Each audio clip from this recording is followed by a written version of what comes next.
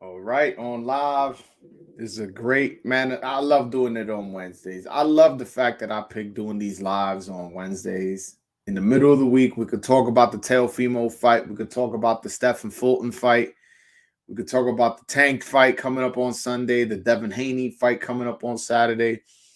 A lot of topics we could discuss. Looking forward to this live today. Hold on, let me set this up so y'all can call in, man. I know some of y'all gonna want to call in as soon as I can, as soon as y'all can. So let me set that up for you guys. Hold on 1 second. Let me do this. Boom. All right. Let's see if I can set this up for you guys. There you go. It's pinned. All right. Looking forward to having a conversation today with my boxing fans. You know, yo, my man, Black and Round Boxing. What up, brother? So you can join the stream if you want, man. Click that link. You know, we can have a conversation.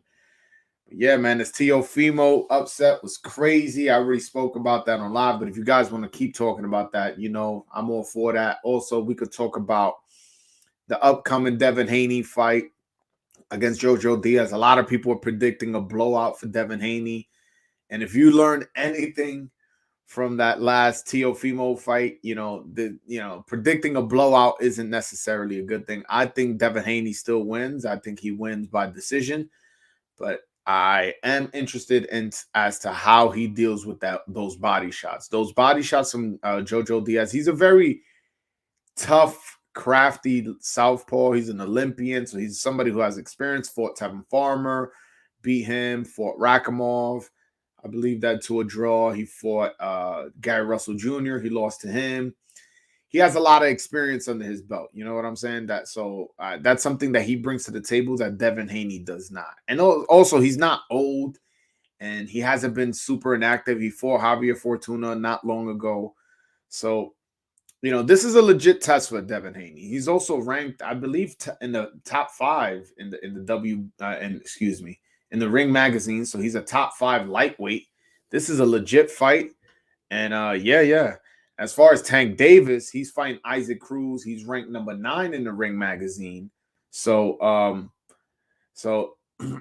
number 9 in the Ring magazine, that means you're a top 10 lightweight, so he's fighting somebody who is also somebody I feel like is super offensive, not scared to fight, not scared to get in and dirty and not respect the opponent and not be overwhelmed by the moment. I feel like that's what's going to happen with Isaac Cruz. He's going to come to fight. Whether he wins, no, I got Tank Davis by knockout. But again, I had Teofimo by knockout against George Kambosos. We all saw how that happened, what happened there.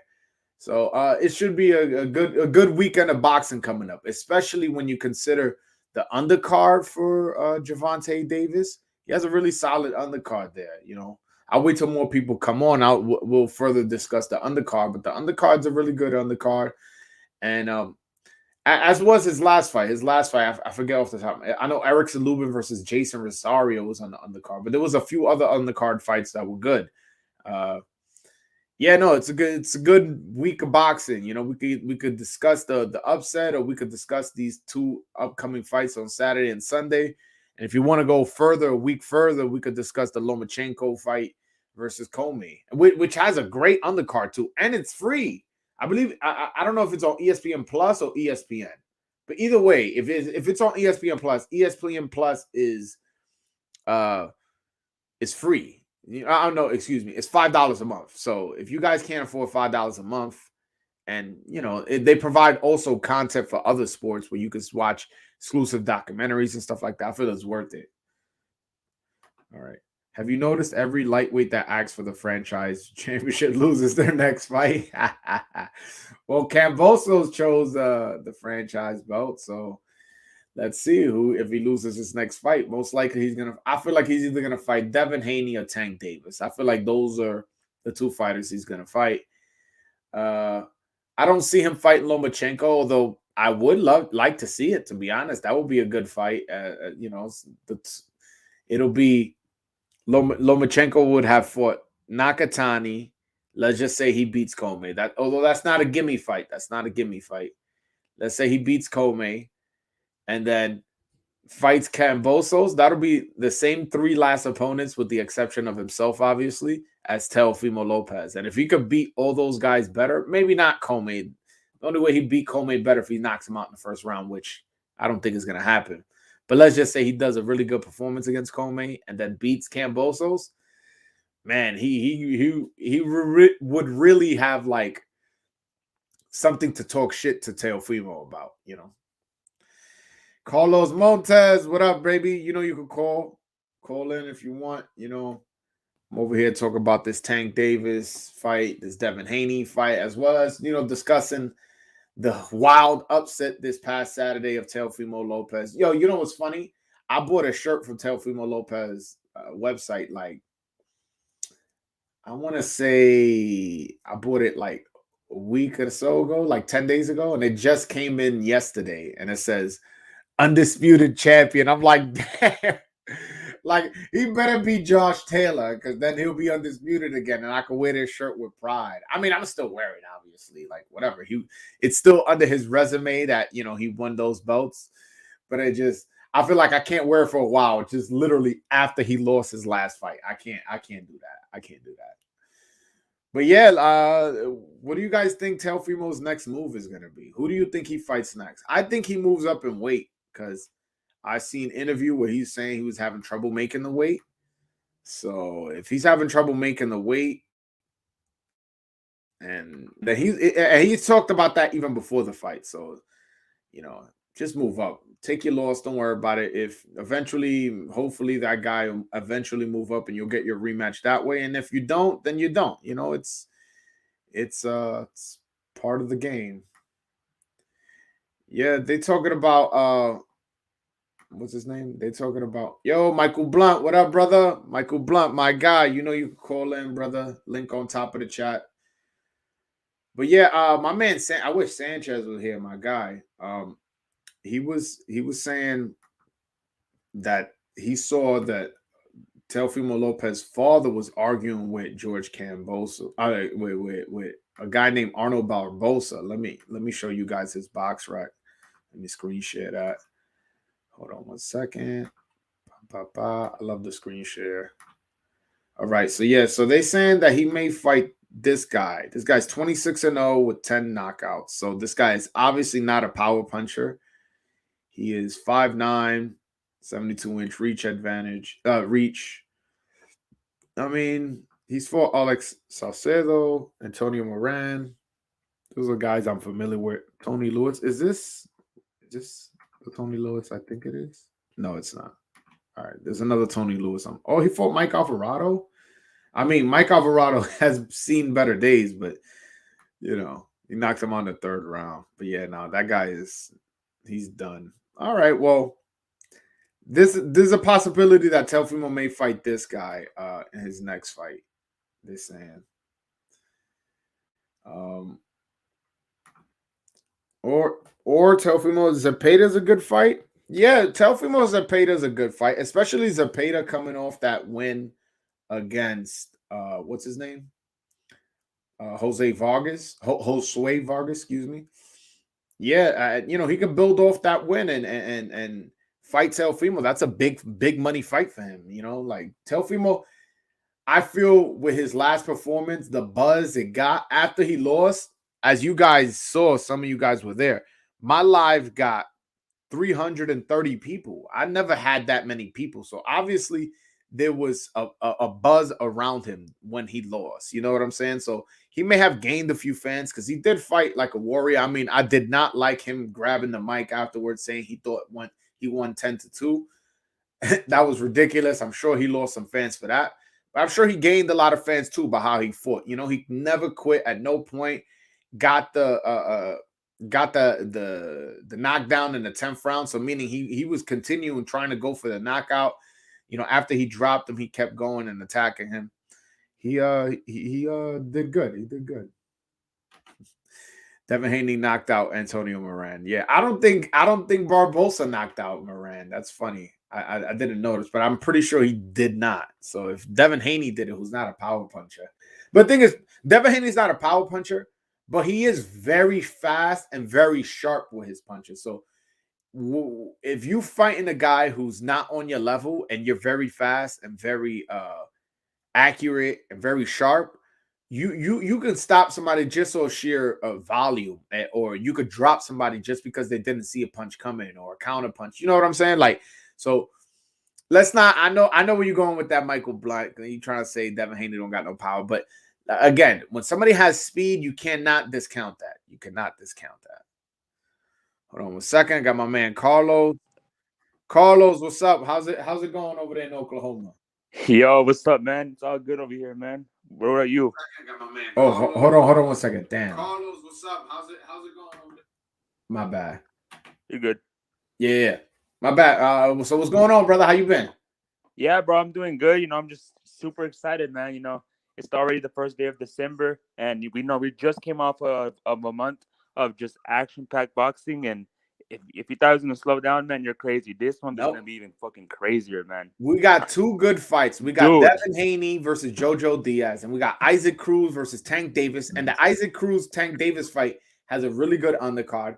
Then after that, you got Vasil Lomachenko. Then the week after that, you got Jake Paul. Then the week after that, you got Triple G.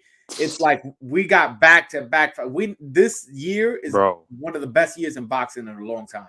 Bro, like, yeah, I totally agree. Especially the back-to-back day, like this Saturday and Sunday, two 135ers, two champions, arguably top 5 in the lightweight division, are going back-to-back on days. Both of them are going to try to make a statement. And, we'll see, man. I can see either of these guys, whoever wins more impressively, fighting George Kambosos. In my opinion, I think Tank Davis is going to knock out Isaac Cruz, and Devin Haney is going to win a decision. But I still think Devin Haney is going to get the fight with Kambosos just because, I don't know, maybe because he has that WBC belt. But yeah. Still. I saw an interview today on the Boxing Voice with Lou DiBella, where Lou DiBella said that he's going to try to go to the highest bidder. And he said that the biggest money fight right now is either between Ryan Garcia or Tank Davis. So he said he's willing to fight Devin Haney, but as long as the money's right. But he thinks that these are bigger money fights, the fight against Ryan Garcia and the fight against Tank Davis. So we'll see. Eddie Hearn is somebody who, when he wants something, he's willing to pay for it. So I wouldn't discount Devin Haney, who is promoted by Eddie Hearn. But I don't know who he fights next, to be honest. Yeah, man. What's it called? I don't know. Like George Kambosos, like he said, like, now they all got to come after me, and now because I'm an undisputed champion, I'm the emperor. So it's a good day to be. It's a good time to be a boxing fan. But yeah, what do you think about these fights that are coming up, man? Especially this Saturday and Sunday with Tank Davis and Devin Haney. How do you see those fights going? I already made prediction videos for both. So the Devin Haney fight, I'm picking Devin Haney to outbox and win against a decision against Jojo Diaz. But this is the part where I'm really, really curious as to how Devin Haney reacts to the body shots of Jojo Diaz. Carlos, you a real knowledgeable boxing fan. So Jojo Diaz is a really, really good body puncher. Yeah, he's a fucking beast, man. I mean, man. He's short and he looks like this cute little kid, but that guy's a fucking beast, man. That guy can fight. So if Devin Haney goes out and dominates him and let's say stops him, he gets full credit from me, to be honest with you. Definitely. Yeah. So I want to see how Devin Haney reacts to the body shots and how he looks in the later rounds, because when you get hit to the body, if you're really, really in shape, those bodies, you won't necessarily get knocked out. You won't go down from a body shot. But what happens is the accumulation of it, they'll start wearing on you. And towards the end of the rounds, you start getting tired and you start bringing your hands out because you want to protect your body. And once you start doing that, it opens up your face. So I'm really curious as to how he handles the body shots, as well as somebody who's going to be super aggressive, a southpaw. It's a real interesting match. And I wish more people were excited for it. But it seems like everybody thinks that Devin Haney is going to win easy, but I don't think that at all. Nah, man. Like honestly, like if you're looking at it from two perspectives, both fights. If you're looking at it from a perspective of just enjoying a good boxing showcase, then obviously you're gonna want to watch Devin Haney versus Jojo Diaz. That's gonna be. I can't see it like going. I can't see either man knocking each other out. Maybe if it's Jojo Diaz, but that's like pretty much a guarantee that's going 12 rounds. It's gonna be a good fight. But if you want to see a knockout, then it's definitely gonna be Tank Davis versus Isaac Cruz. That Yeah. fight's.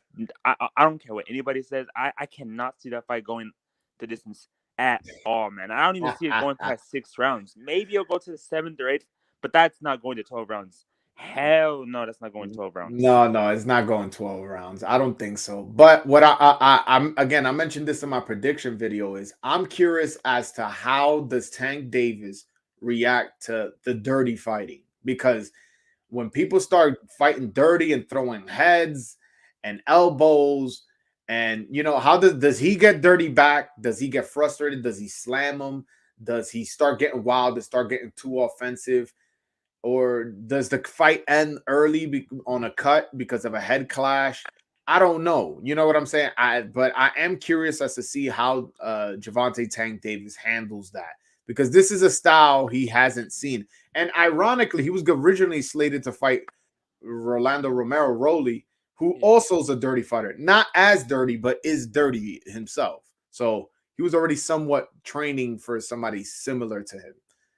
Damn. Yeah, I mean, I've never heard of Isaac Cruz. I've only heard of him from whenever he replaced Rolly. Like, is he really like that dirty of a fighter? Like, is he really like that dirty? Like how you're saying it is?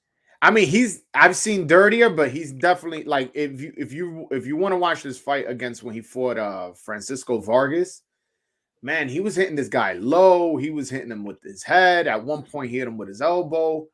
In another fight, I seen him slam a guy on the floor because they were holding and the guy wouldn't let go. So it's like, bro, like this is a boxing match, this is not MMA. Like, you get what I'm saying? But yeah. So I am concerned about the head clashes because he's a short guy. Believe it or not, he's shorter than Tank Davis. Yeah, that's crazy. So to compensate for that, he likes to make it an inside fight. So he likes to rush in, and sometimes he rushes in with his head. And considering that Tank is a southpaw and he's an orthodox, they may clash heads and cause a cut and possibly stop the fight early, which obviously I do not want to happen. I want it to be a clean fight. Somebody gets knocked out, somebody gets knocked out, but I don't want that. I hope he cleans it up or that the referee takes care of it. Yeah, man. Hopefully the referee, just the first time like Isaac Cruz does some shit like that, he's like, all right, man, you do that shit next time, I'm not giving you no warnings. I'm taking a fucking point away from you. Hopefully. Yeah, because this is a pay-per-view, man. Like, we're not coming here to see motherfuckers use their head. If you want to knock a guy out cold within the rules of boxing, listen, there's nobody watching this live right now that's going to be mad about that at all. Either fighter. Whoever gets knocked out, gets knocked out. But nobody here is signing up for a pay-per-view, paying whatever, $80, $90, whatever it costs, to watch somebody use their head for 12 rounds. You know what I'm saying? Yeah, man. What's it called? But I also had a question. You're probably gonna say yeah, or maybe if he does get the rematch. But do you think like Teofimo Lopez is like 100% done with lightweight? Like he's done. I think so, only because he's been talking about this for 2 years, and and now he lost. And even if it wasn't the reason why he lost, I think he'll justifiably put that in his head that that's the reason he lost, even though that's not the reason why I think he lost. But yeah, so. You get what I'm saying? Like he wants to move up, and the faster he moves up, and let's say fights a Zepeda or fights a what's his name? Barbosa, I think, whatever, something like that. Yeah, fights Barbosa. The faster he'll get to a Josh Taylor and possibly become undisputed again. Because you gotta remember, Josh Taylor was talking about moving up to 147 and facing Terrence Crawford. So now that he's already undisputed, you don't want to rush yourself into the point where you can't get that undisputed opportunity. The guy already has the belts unified, so if you beat him, you're just undisputed right there. You don't have to go and fight belt for belt for belt. You get what I'm saying? Yeah, I just hope he doesn't fight him right away because I mean, you just came that off cannot be his next fight. That cannot be his next fight in any way, shape, or form. Yeah, you gotta at least get used to the 140 weight and like maybe fight someone, not like a tune-up easy fight, but like someone who's kind of a contender, so that someone that's good, Zepeda to me would be the perfect one. Zepeda. Because or even Zepeda is Ramirez. somebody who is offensive, is Mexican, so you know he has a following. Um, he's coming off a crazy 1 round knockout in the other guy's hometown of Yeah, and also it was at Madison Square Garden, so it shows that he's willing to come to Madison Square Garden. I'm sure he made some fans with that one punch knockout. that was That's the satisfying. fight I would like to see. That if you're telling me which fight at 140 would I like to see Teofimo next, is that. Yeah, man. Hopefully it's that, and then he fights Josh Taylor. I'm not too after watching the Kambosos fight. I know it's only one fight, and he's still a beast and everything like that, but that wasn't a good fight, man. I mean, it was a good fight and entertaining, but man, he took some punishment in that one, man. I mean, he was all cut up and bloody. He got dropped. I know it happens to a lot of fighters, and it is what it is, but maybe because like I'm a fan and I just don't like seeing that type of stuff. Like Yeah. I'm being too like worried about it, and he will come back and be champion. But I don't know, man. I don't like his chances against Josh Taylor. If that's how he was. No, I understand your point, but you also got to remember Lennox Lewis got knocked out by Oliver McCall in 2 rounds, came back and knocked him out and ended up becoming undisputed champion. He also got knocked out by Hasim Rama, and I want to say he knocked him out in the 5th. And then you know what I'm saying, like, and went on and continued and fought Klitschko and beat Klitschko. So taking a loss. This is all new. Like this is why I'm trying to cleanse the boxing fans' mind. To be honest with you, us boxing fans, we think one loss is like the end of a guy's career. Back in the days, a guy would lose and be like, "Oh shit, damn, he lost. All right, when's his next fight?" It's like, and Teofimo doesn't strike me as a mentally weak person. I feel like he's gonna get back on his bike, get back, and try to win and try to become undisputed at 140. Yeah, what's it called? And we'll get the fights we want. I know a lot of you guys, and I'm not saying you, but maybe are scared that we may never see him against Ryan, against Tank, against Devon.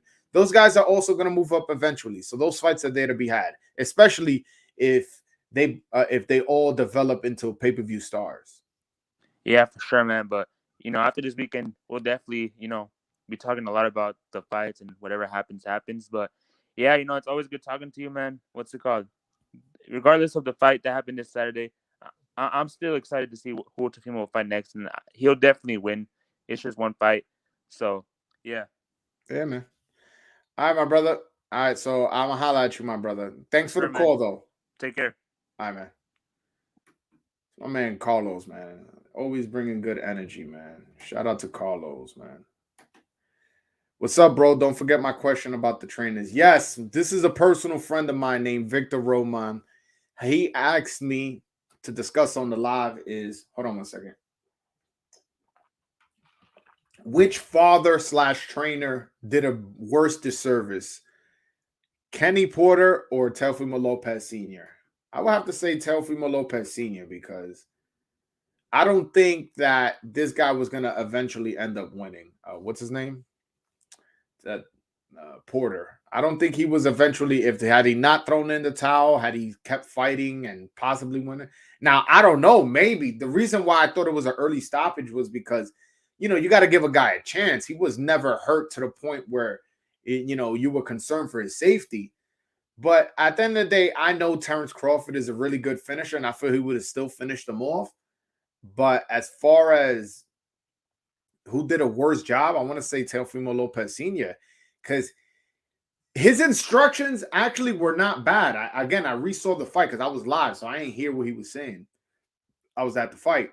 But when I came home, whenever I did the stream, you guys were telling me he did a bad job. So I saw it like a day or two later on the Zone app, and he was saying the right things. He was saying, "Hey, use your jab. Hey, you got to close his distance. Make it an inside fight. Go to the body." But what he kept telling him is, "Knock this guy out. This guy's hurt. He's ready to go. He's this. He's that."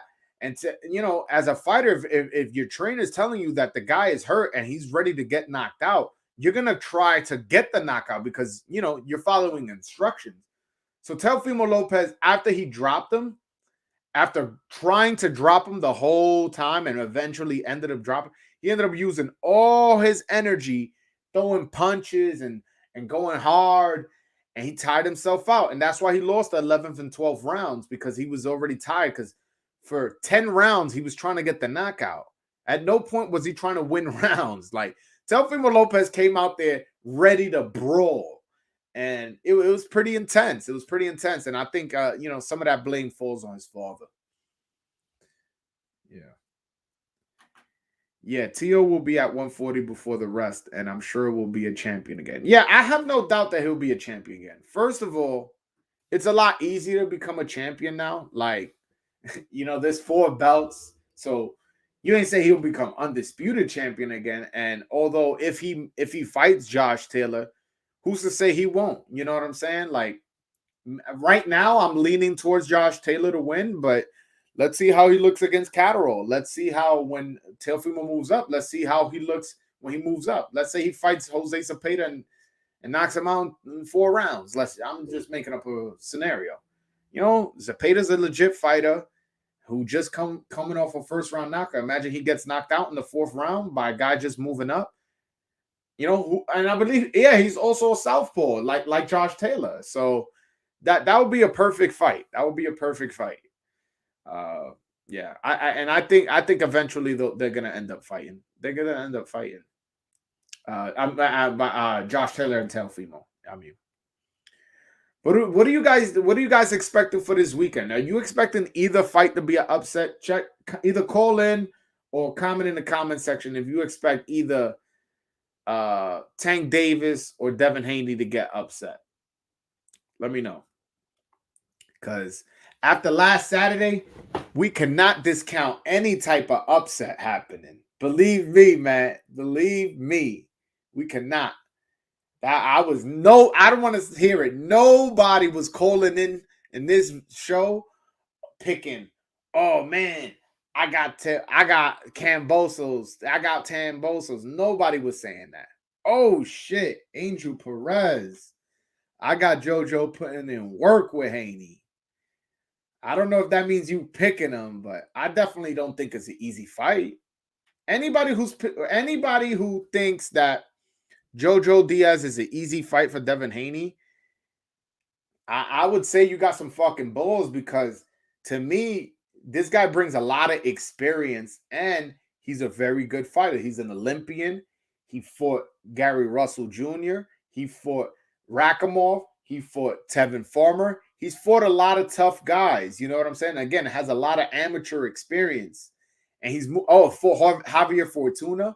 He's moving up in weight, so he's going to have a little bit more strength to him. I don't discount him winning at all, but I just don't see him pulling it off. I'll be honest with you. But I don't discount it because Jojo Diaz is a good fighter.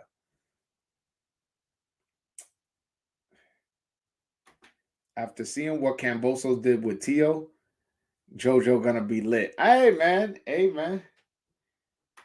Nah, I don't pick to win, haha. But we'll be again. And yeah. Jojo is not gonna go in there and embarrass himself. He's not gonna get knocked out in the 4th.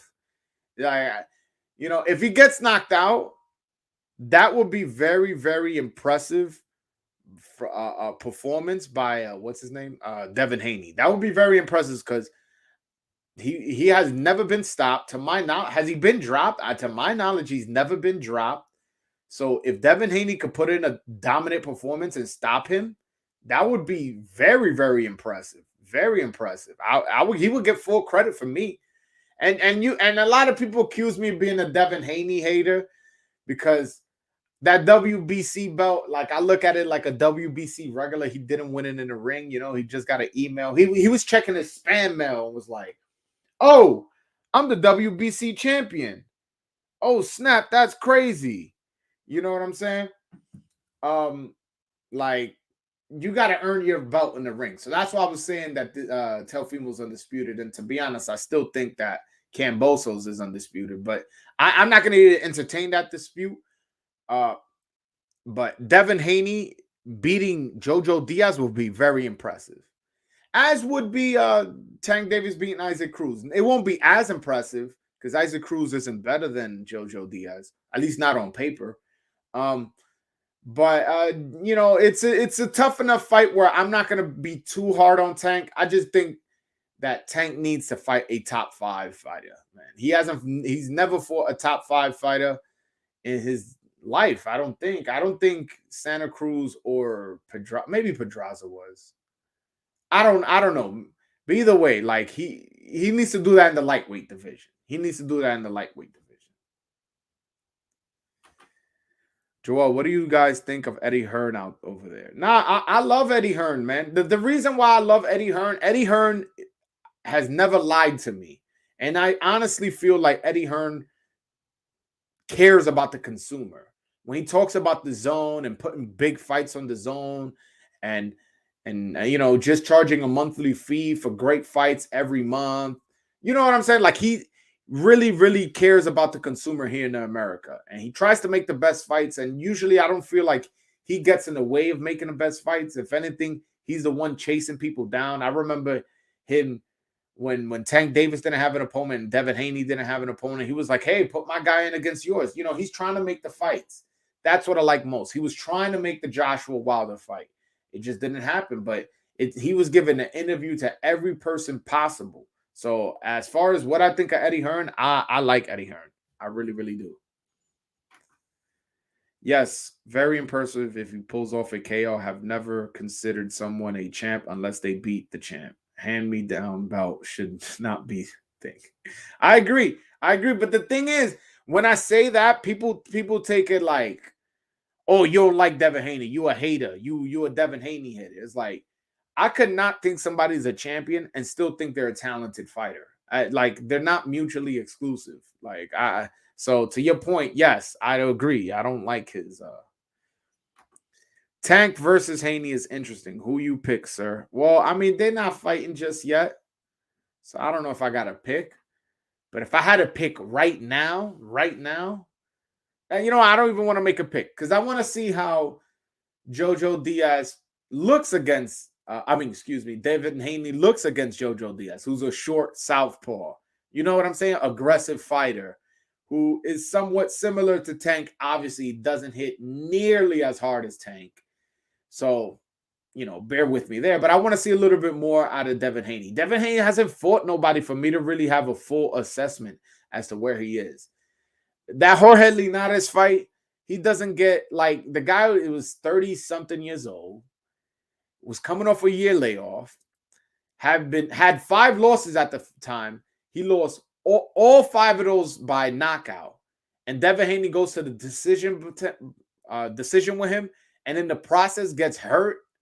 And then when he gets hurt, he starts holding and fighting dirty. I don't know. I still don't have a full grasp as to who Devin Haney is as a fighter. I need to see him step up a little bit more.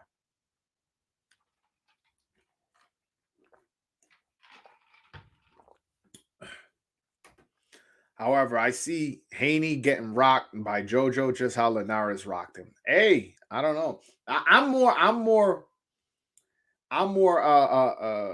looking as to how he reacts to those body shots. And I know I sound like a broken record. Jojo Diaz is a very good body puncher. I'm going to say it again. Jojo Diaz is a very good body puncher. And although us fans, I speak to some of my casual boxing fans, they don't like body shot knockouts. And I don't think he can knock out Devin Haney with a body shot. But point is, a lot of fans like those headshots. Those body shots wear on you. And then again, 2 things happen. You start getting tired. It fatigues you faster. And if you're tired, you can't perform in the ring. And then on top of that, you start getting worried because body shots hurt. So you go, you got your hands up. You go, let me bring my hands down because, he's going this for body. And once your hand starts going down, that's when he could get those hard headshots. You get what I'm saying? I like that fight. That's a good fight. What do you say about Terrence Crawford being not appreciated by people in terms of pay-per-view sales? What could be the problem, sir? Because he really good skills. Yes, he has very good skills. There's a couple problems. One, Top Rank has a history of not knowing how to promote black fighters. That's just in their nature, I guess. Not nature. That's the wrong way of putting it. That's in their history. They couldn't promote Floyd Mayweather the way he wanted to. Floyd Mayweather paid him $750 to get out his contract, ends up becoming possibly making $1 billion in boxing. You know what I'm saying? Same thing with Terrence Crawford, I feel is happening now. He knocks people out. He has skills, and they don't know how to promote him. They need to associate him a little bit more with the hip-hop world and put it in his contract that he has to give certain interviews. But that brings me to my second point. The reason why he's not as popular is he doesn't really give interviews. And when he gives interviews, he gives these short answers. He always comes across as grumpy. He always comes across as not interested in the interview.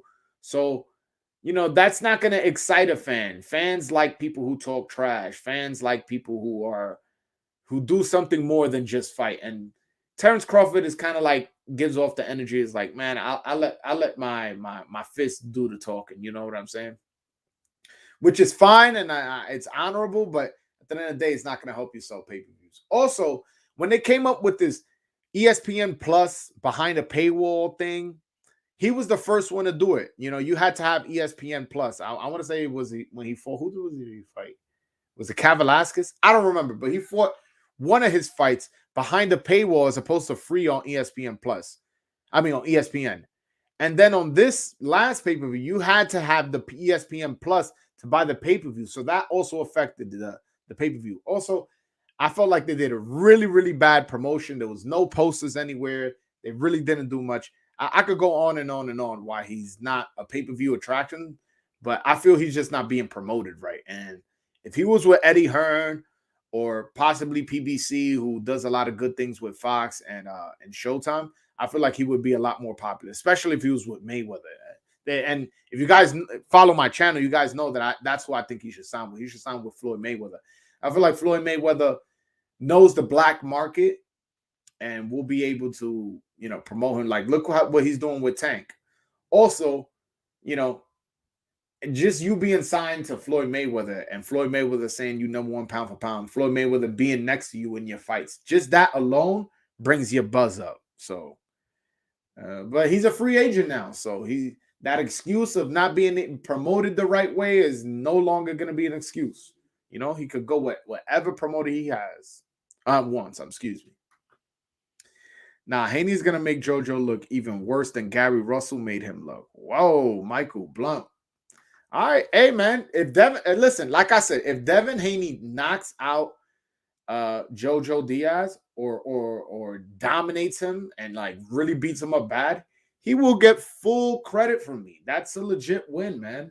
He's top 5 in the Ring magazine, coming off a win against Javier Fortuna, legit lightweight, who I believe is ranked number 6 or 7 in the Ring magazine lightweight division. So I if he beats Haney, especially like how you're saying, like in total dominant fashion, hey man, full credit. Like there's nothing that I'm not gonna take away from it. It's like, hey man, good fight. I actually, it's funny, since it's a DAZN card, I actually don't know who's fighting on that undercard. I know the Tank undercard is stacked. So, let me see right now so I can show y'all who's fighting. Montana Love coming off his win with Baranchek. Oh, that's for Undisputed? No, it's not for Undisputed, but it's 3 belts. Jessica McCaskill is going to be like there. Philip Hergovich. Hold on, let me screen share. That way y'all can see what I'm talking about. By the way, if you guys want to call, the link is pinned to the top of the chat. Feel free to call in while I screen share this real quick. All right. Boom. There we go. All right. So if you guys can see here, look. So they got Montana Love versus Carlos Diaz. Jessica McCaskill, WBC, WBA, IBF, WBO. Oh, it is Undisputed. And WBO. Okay, so it's this for Undisputed. So you get a women's Undisputed 140 fight. You get Montana Love fighting a guy with 1 loss, Carlos Diaz. Who's Carlos Diaz? I was hoping I knew him by face.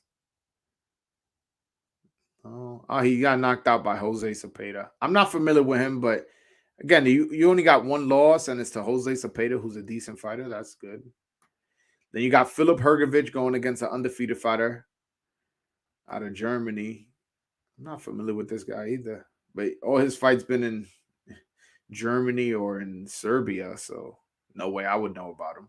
But let's see if he got any amateur pedigree. Nope. Nah. All right. But whatever. It's two undefeated heavyweights, so that should be entertaining. All right. And then you got a bunch of regular up and comers fighting on the undercard. So the zone card isn't bad. It isn't bad at all, especially since it's free. Anything free is good. Oh, I don't know about KO, bro, but it's just Devin is taller, has more reach than Gary, and they got similar style. I'm just saying I feel like Jojo will struggle with the reach. I agree. I see now that part I totally agree with. That's why I'm not leaving out the possibility of Devin Haney dominating, although I don't see it happening. Is his jab is really, really good. But I saw an interview with Bill Haney, and he allowed one of the journalists, one of the YouTubers, to watch the sparring. And what he claimed is, wow, Devin Haney was real mean today, man. Devin Haney was real aggressive, sparring and this and that. And if he's getting aggressive, he's coming forward. I don't think that's a recipe he should be doing against Jojo Diaz because he might be underestimating him. Now, if he gets on the balls of his feet and starts using that sharp, quick jab that he has, and let's say Jojo Diaz doesn't find an answer for it, I can see him dominating with the jab, but I don't think that's going to happen. I don't think he's gonna dominate. I think he's gonna win like 8-4. 8 rounds to 4. That which is a comfortable lead, but not a total ass whooping when it's like, damn, like why did Jojo Diaz even get this fight? I think this will be a good fight, man. I may be in the minority. It looks like you guys think Devin Haney is going to win easy. Well, except Angel Perez. It looks like you guys think Devin Haney is going to win easy, but I don't see it that way. But hey, I may be wrong. I was wrong about the T.O. winning. So I'm in no position right now to diminish, anybody's performance. We'll see. We'll see Saturday. The good thing is we'll see Saturday. What? So today's Wednesday. We got Thursday, Friday, Saturday. We got in 3 days. We will see if Devin Haney's that dude, if he could really, push this dude to the limit and knock him out or dominate him over 12 rounds. We'll see. The proof will be in the pudding. Guys, if you guys want to call in, the link to the chat is pinned to the top. Just click the link. You could just use your voice if you like. If you want to show your face, that's also cool with me. You can ask me anything. If you disagree with me, that's cool. If you don't, then that's also cool. Just call in, ask your question. Yo, by the way, a lot of you guys, and I don't know who was in the comment, who's watching this live and who commented on my last video, not my last video, the video where I wrote reasons why Teofimo lost. A lot of you were saying that I didn't give Kambosos credit. That is absolutely not true. Absolutely not true. You did not watch that video. And that video has like almost 3,500 views. So I don't know who was commenting. I don't know if it was my loyal listeners. I just look and it was too many comments for me to sift through it. It has over 100 comments. It's my most viewed video. I gave Kambosos credit for that win. I was giving you reasons why Teofimo Lopez performed bad, not excuses. George Kambosos gets full credit for that win. Full credit. He came to New York City, where Teofimo's from, and beat him here? Come on, man. I never said that he didn't deserve full credit, and I never made an excuse. The only thing that I said in the video where you could have interpreted it as an excuse, and I didn't even list it. I listed it as an honorable mention, was that Teofimo Lopez is going through a divorce, and his wife just gave birth 11 days ago. So you mean to tell me the woman who was pregnant with your baby just gave birth to your baby, you're going through a divorce for her, and that's not affecting you mentally? Like, that's what I brought up. Now, if you want to say that's an excuse, I guess. But again, I only brought it up as an honorable mention. I didn't list it as one of the reasons why he lost. So don't try to accuse me of taking away Kambosos' win. I did not do that, and I would never do that. Loma versus Comey could be a shocker. You're asking me. So It could be. I don't think. I think Loma. I gotta make a prediction video. That fight's coming up soon, and I haven't made a prediction video. But it could be only because Comey is such a hard puncher. Comey, I believe he's like 30-3, and 30 of his wins, like 29 of his wins are by knockout. Something crazy like that. Let me check for you guys. That way I'm not talking out of my rear, as they say in Australia. All right. So look, hold on. I'm gonna screen share this for y'all. Hold on 1 second. I love this screen share. So you see, he's 30-3, but out of those 30 wins, 27 of them are knockouts. So Lomachenko is a smaller 135-pounder. This guy is a bigger 135-pounder. He trains with Andre Rozier. He spars in Brooklyn, and all those guys, all those tough guys in Brooklyn, he's sparring there. I wouldn't discount him clipping, Lomachenko with a shot and knocking him out. Is that possible? No. Is it likely? To be honest, I don't think so. I think Lomachenko has way too much experience and crazy foot speed, hand speed, and seemed to be really extra motivated in that last fight against Nakatani. So it's crazy. Like he just totally dominated him. So if he's coming with that energy that he came with the Nakatani fight, it may be bad for Comey. But again, Comey can crack. Comey can put a hole through a wall. So if he hits him, good night. If he hits him clean, especially considering the size difference. Kambosos versus Lomachenko in Brisbane 2022. That would be nice. I mean, I don't see Bob Arum overpaying for George Kambosos because he wasn't trying to do that when when it was for Teo was supposed to fight him. He was trying to pay both of them the bare minimum because he didn't see George Kambosos as a draw. And to be honest, even after this win, beating Teofimo, I don't think he's a draw. I think he's a solid fighter, a good fighter, the champion. He beat the guy who beat the guy, but I don't think he's Devin Haney. Not Devin Haney. I don't think he's Tank Davis or Ryan Garcia, so I don't see him as a draw. But yeah. I like, to be honest, I think he either fights Ryan or Tank, and I'm leaning towards Tank. Because Tank is a big money fight. Hold on.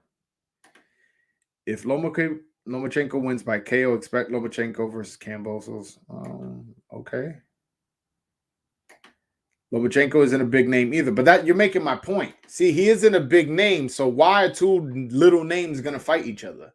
Why wouldn't a little name in George Kambosos fight Tank Davis, who has a big name, or fight Ryan Garcia, who has a big name? Because now, when you beat them, you somewhat absorb some of their fans. You absorb some of their notoriety when you beat them, if you beat them, obviously.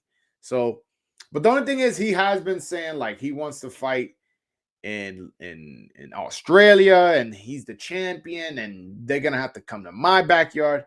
I don't picture Tank Davis doing that. I don't picture Ryan Garcia doing that. And I don't picture what's his name? Devin Haney doing that either. I could picture Lomachenko doing it. Teo would do it, but Teo can't make 135 anymore. He's been honest. He said he can't make 135. So, that's what happens. Yeah. Let me see. Yeah. All right. Well, that's exactly what I said. But I guess you're saying it from that perspective. But I think money talks. So what happens is he's got, I want to fight in Australia. All right, we got $3 million for you to fight in the US plus pay-per-view upside for you to fight Tank. Oh shit. No, I'll fight in Australia after the fight. The rematch has to be in Australia. Oh, yeah. All of a sudden, your plans change when they offering you $3 million, plus pay-per-view. So, I think money talks. Just because he wants to fight in Australia, that doesn't mean his mind can't be changed. You know what I'm saying? Hold on, we got a caller. Michael, what's up, my brother? It's Michael Blunt, right? Yo. Michael. You muted yourself? What's up with you, bro? I don't know, Mike. You don't want to talk? All good. Guys, if you guys want to call in, I pinned the link at the top of the chat. Click that. We can have a discussion.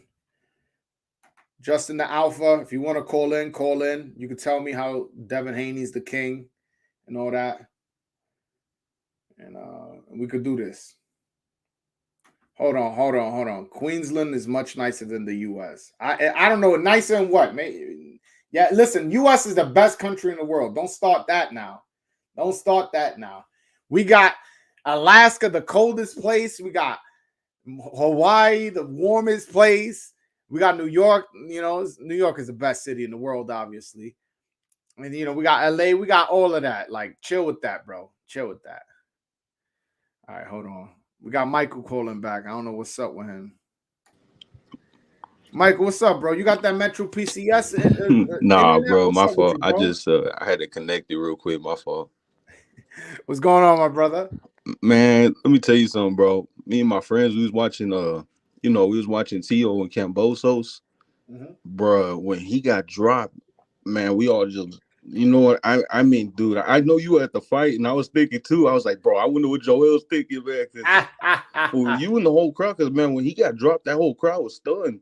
That whole crowd, I know that whole crowd was stunned. You heard him. I was like, dude, that was a fast, really, like, man, I knew Cambosos was good, but dude, man, that dude's fast. I mean, dude, he showed some speed, I wasn't even like, what impressed me most was his footwork and his ring generalship. That's what really impressed me. I did not know he was that much of a ring general until the fight. I was like, whoa, like he's really, really controlling the distance. But to answer your question, my reaction to the knockdown. So let me lay it out to you how my night was. Man. So I was there. I was talking crazy shit.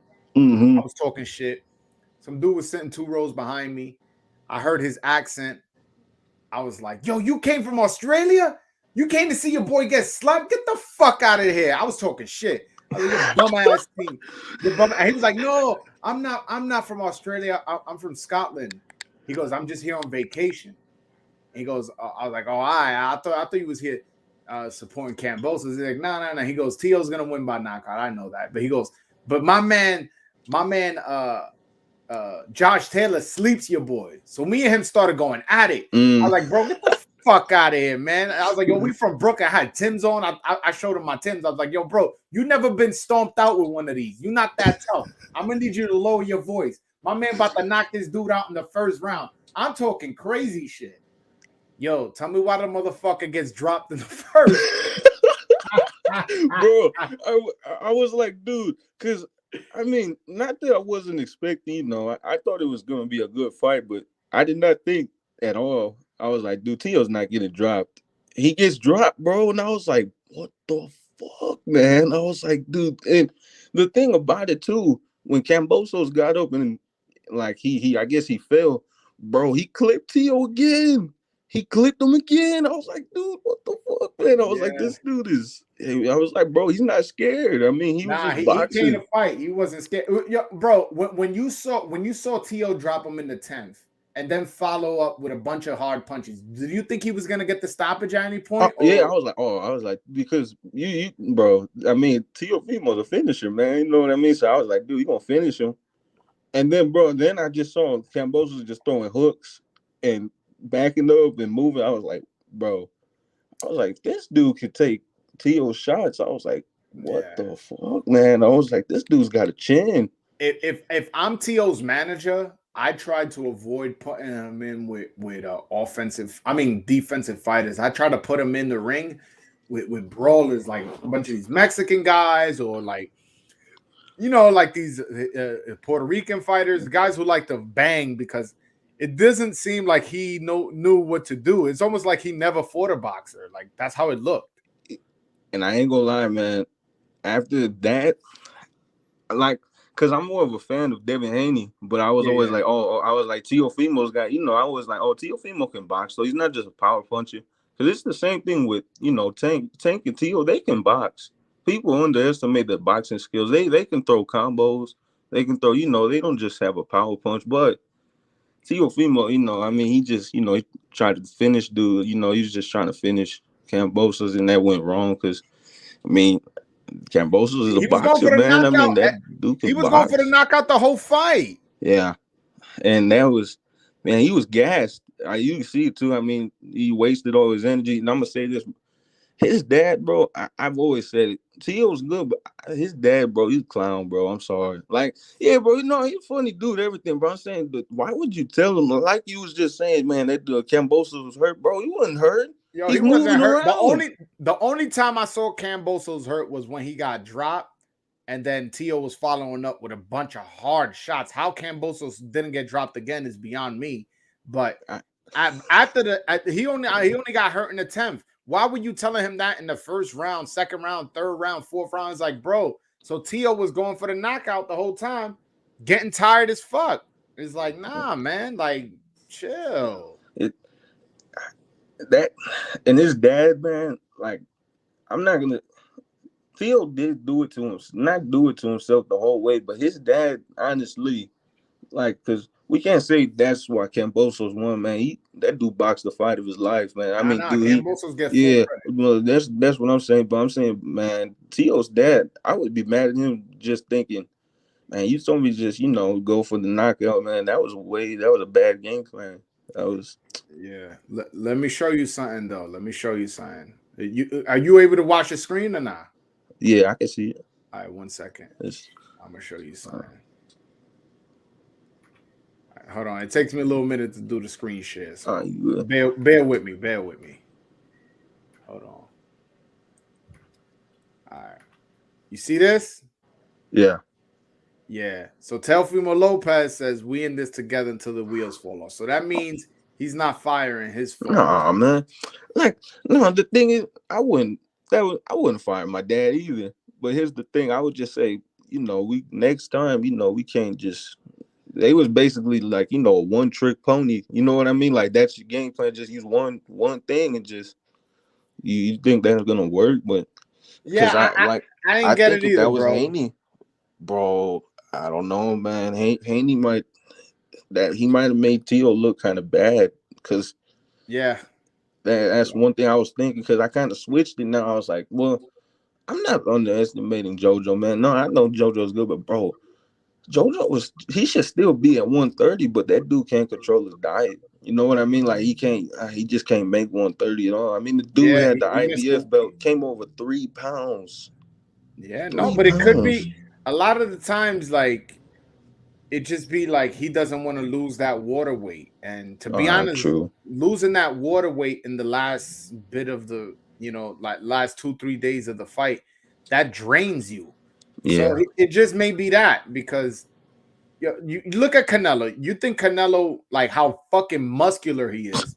You really think that if he wasn't a boxer, he would weigh 168? No, he would weigh like that. Those muscles weigh, but cutting all that water weight the day before or 2 days before out, that shit drains you. So that's why Canelo really could probably fight 160, but all that water weight, he wants those extra 8 pounds of, like, rehydration. So it's probably the same situation. That's why I don't understand the move to cruiserweight, bro. I don't like it at all. I don't like it at all.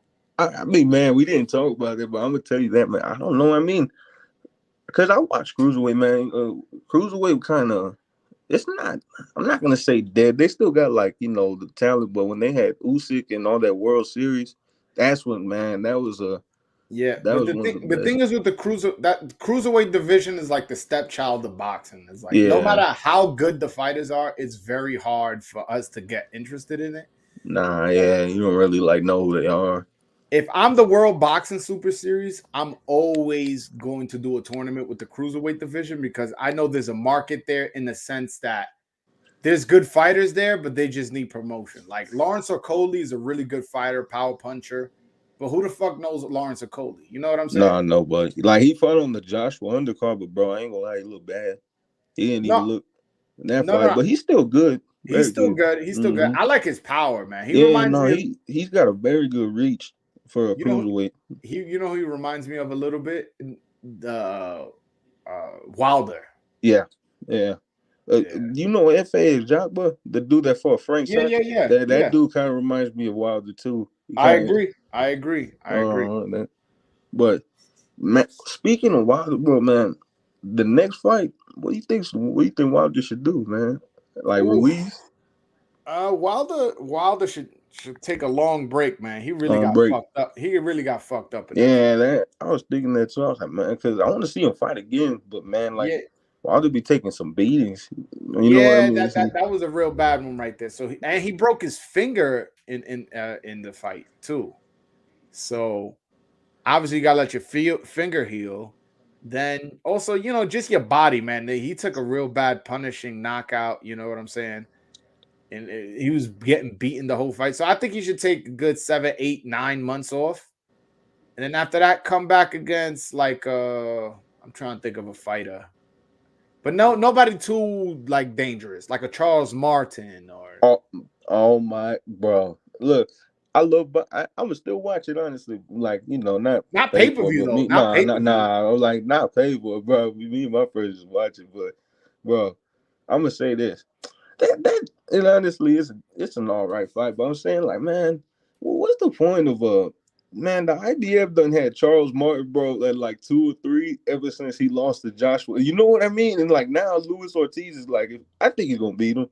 He's Oh, gonna get that, you know. He don't knock him out, bro. I have no doubt that Luis Bro, Ortiz gonna yeah, win by Luis knockout. Ortiz, bro. What is he? 42, but bro, the thing about it, he aged well, man. For a heavyweight, that dude he got a good boxing IQ. Heavyweights in general age well. That's why Foreman. the little guys like, you know, Inoue, right now he's only 28. A lot of people are like, wow, he's young. We're gonna see him for the rest of his career. Is like, dude, Inoue's if you looked at his recent Instagram picture, he looks like he's 122 or 126. He don't look like a bantamweight no more. Those little guys, they don't age well. Now heavyweights age good though. Like there was a guy, you younger than me. You 19, right? I just turned 18 yesterday. Yeah, 18. Oh, happy birthday. Oh, I appreciate you. All right, so there was back in like 2010-ish, 2011-ish. There was a guy named Vic Darchinyan. He used to fight around those weights, you know, 118, 115. This guy was icing dudes, knocking dudes out, like making dudes quit. This like it was like, whoa, who's gonna beat this guy? And then out of some nowhere, Gerald McClellan type stuff, man. Yeah. And then out of nowhere, Nonito Donaire, he actually fought Nonito Donaire's brother, broke his brother's jaw and everything. Like this dude was knocking motherfuckers out. He was a Nui before Nui. And then he fights Nonito Donaire. Nonito Donaire knocks this guy out flat. And then after that, he was just never the same. He just kept getting knocked out, kept getting knocked out. Those little guys, they don't age well. Yeah, that's kind of like, it's kind of weird how a heavyweight ages well, because they kind of take more damage, you know, because they punch the hardest. No, they actually don't, because usually when you get hit with a really good shot in the heavyweight division, you know, you just get knocked out. As opposed to the little guys, you just take keep taking the punishment. Punishment. Yeah, Although that's true. Although with Inoue, he's knocking dudes out first, second round, third round, fourth round. He's knocking dudes out quick, so he's not really taking punishment. But you do take punishment in the gym training for a fight. You know, so. Man, I mean, after this week, I mean, Fulton got 2 belts. I mean, you got to fight. Woo-wee! Fulton. I would love to see Inoue move up and fight Fulton. Or I MJ. think Fulton's trying to fight MJ. Oh, that would be a good fight. I think he said, because Fulton put on his story, he's like, you know, I mean, I think it will happen, bro. Because man, if that happens, bro, that just brings boxing. I mean, more undisputed fights. That's dude, man. I mean, that's that's big for boxing. Just more undisputed fights. Totally agree. Totally agree. All right. Well, I'm gonna ask you a couple questions before I let you go. Who do you got this weekend, and how Devin Haney a tank? Oh, you both fights, right? Separate fights. My Oh, bad. okay, I Like got Devin for Haney versus Jojo. Devin Haney versus Jojo. I think I'm gonna go Haney, but I'm gonna say he wins about unanimous decision. Probably like you said, I think about 8-4 or either 9-3. That's how I Yeah, said. That's how I said. about 8-4, 9-3. It could be 9-3. The thing is, like, I'm not saying I don't think JoJo got like pillow hands. They say both of them. I see a lot of people say, "Oh, Devin Haney and JoJo, they both like they can't punch hard." But Yeah. I, I, I'm gonna be. I think it'll still be a good fight because honestly, JoJo's probably Oh, not trying to look to knock him out. He's just trying to rough him up. Just box because JoJo's a boxer. He's never been, one. He's a boxer. But the thing is, when you that small. And you gonna get a dude with that reach. That's why I think it's the advantage. Because Haney, man, that dude's fast. Haney's fast, fast. real fast. Yeah, he's fast. That's He's your slick. favorite fighter, right? That's your favorite fighter. No, my favorite fighter is Tank actually. Oh, Tank. All right. So I'm all right. So I already know who you picking. What round you got Cruz? I mean, you got him knocking out Cruz. I'm gonna go, man, either like 6 or 7, because hold on 1 second. Mm-hmm. You looking at the screen? Let me see. I got a notepad. I'm gonna start writing down y'all picks because y'all motherfuckers, okay. not you.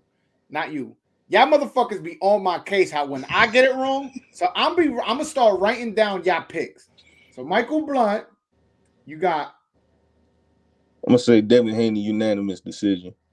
Devin Haney, UD, and then you got Tank. I'm gonna say Tank by knockout. No, give me a specific round. I'm gonna say 6. 6.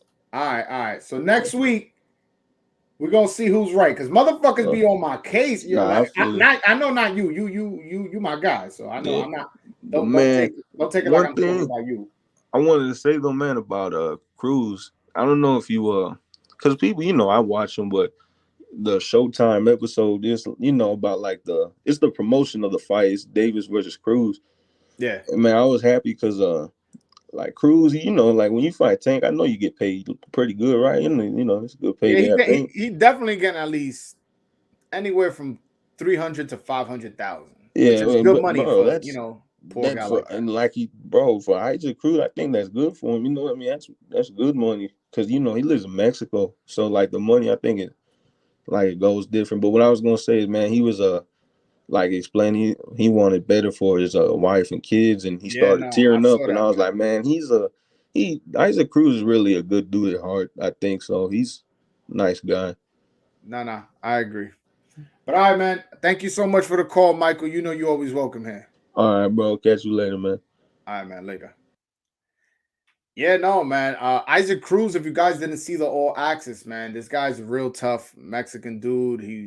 He's a family man. And I have a sore spot for anybody who's a family man. That's why I have a sore spot for Terrence Crawford. Terrence Crawford is a family guy, so like I got a lot of respect for family people. So he was in the All Access. What Michael Blunt brought up was he was talking about how he wants to fight and do better for his family and bring his his wife into a better situation, how his wife supports his dream, how his wife cooks for him and make sure he eats right and stuff like that. I like hearing stuff like that. So I'm glad he's gonna get this payday. I wish I knew exactly how much he was get paid, and I'm not giving you guys like a ballpark number. But Isaac Cruz, he's gonna have the chance of a lifetime. Listen, you never know. You never know in boxing. If he was to knock this dude out, knock out, let's say Tank, hey man, crazier things has happened. Mike Tyson right here got knocked out by Buster Douglas. So like anything is possible. If he was to get a knockout, he gets the rematch against Tank. Who knows if he wins that too? He could change his life. This is a once in a lifetime opportunity for him. Yo, Aaron, you a clown, man. Isaac Cruz is 23. Why does he have a wife and kids? Come on, brother. Well, that's the most ignorant shit I've ever heard, man. Yo, bro, when you meet the one, you meet the one. Now I agree. Is that too young? That was too young for me. At 23, I was not looking for a wife and kids, but who are we to make a judgment on another man? You know what I'm saying? This man is out here making a living. And if anything, for a fighter, you should have a stable household. As opposed to 23, you out here fucking mad chicks and doing this and doing that, and you focus on the wrong thing. If you have your wife, you have somewhere where you could get your sexual pleasure, have somebody who you could love, somebody who you could talk to. You know what I'm saying? I feel like a boxer, and particularly out of any other athlete, it's important and very, very important to have a stable household. It's very, very important. Because like it's a rigorous thing. Like if I see a boxer smokes or drinks, I automatically think of this guy as lesser than. I already think he's not going to go far in his future. Look at Adrien Broner. There's nobody on this live that thinks he wasn't a talented fighter. But he liked to drink. He liked to party. He's in the clubs popping the champagne and with strip clubs and doing this and doing that. And it's like, okay, well now your career's down the toilet. That guy could have been a Hall of Famer. Right now he's not. If Adrien Broner, and he announced today that he's coming back in the ring soon. Matter of fact, let me do that for you guys. Man, y'all got me on my screen share game heavy right now. Hold on 1 second. But yeah, with Adrien Broner, he's not a Hall of Famer. He had the opportunity to become a Hall of Famer, but he's not a Hall of Famer anymore. I mean, he's not a Hall of Famer. I wouldn't vote for him there. Hold on. Saw something on ESPN. Oh, wait, let me go on the Twitter. My bad, guys. Yo, guys, if you guys want to call in, the link is pinned to the top of the chat. Just click the link. It'll take you to a website. You can use your voice or FaceTime me, whichever one you prefer. While I do this and search for the tweet I saw. 1 second, guys.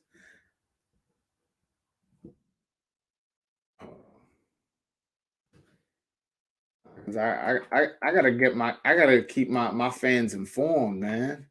I gotta keep my fans informed. Look, so when y'all talk with y'all buddies and y'all know more about boxing than them, they're gonna be like, how you know? They'll be like, yo, you gotta watch the stream. Look what Adrien Broner wrote. This was today. Look, December 1st at 11:15. I will be back in the ring soon. So you see? Also, let me show y'all this. I don't know if these were recent pictures, but they look recent. Whoops. They look recent. See? That looks like an older Adrien Broner. That looks like that was not long ago. Also, let me go on the Instagram because the Instagram had more pictures of that same workout. Hold on 1 second.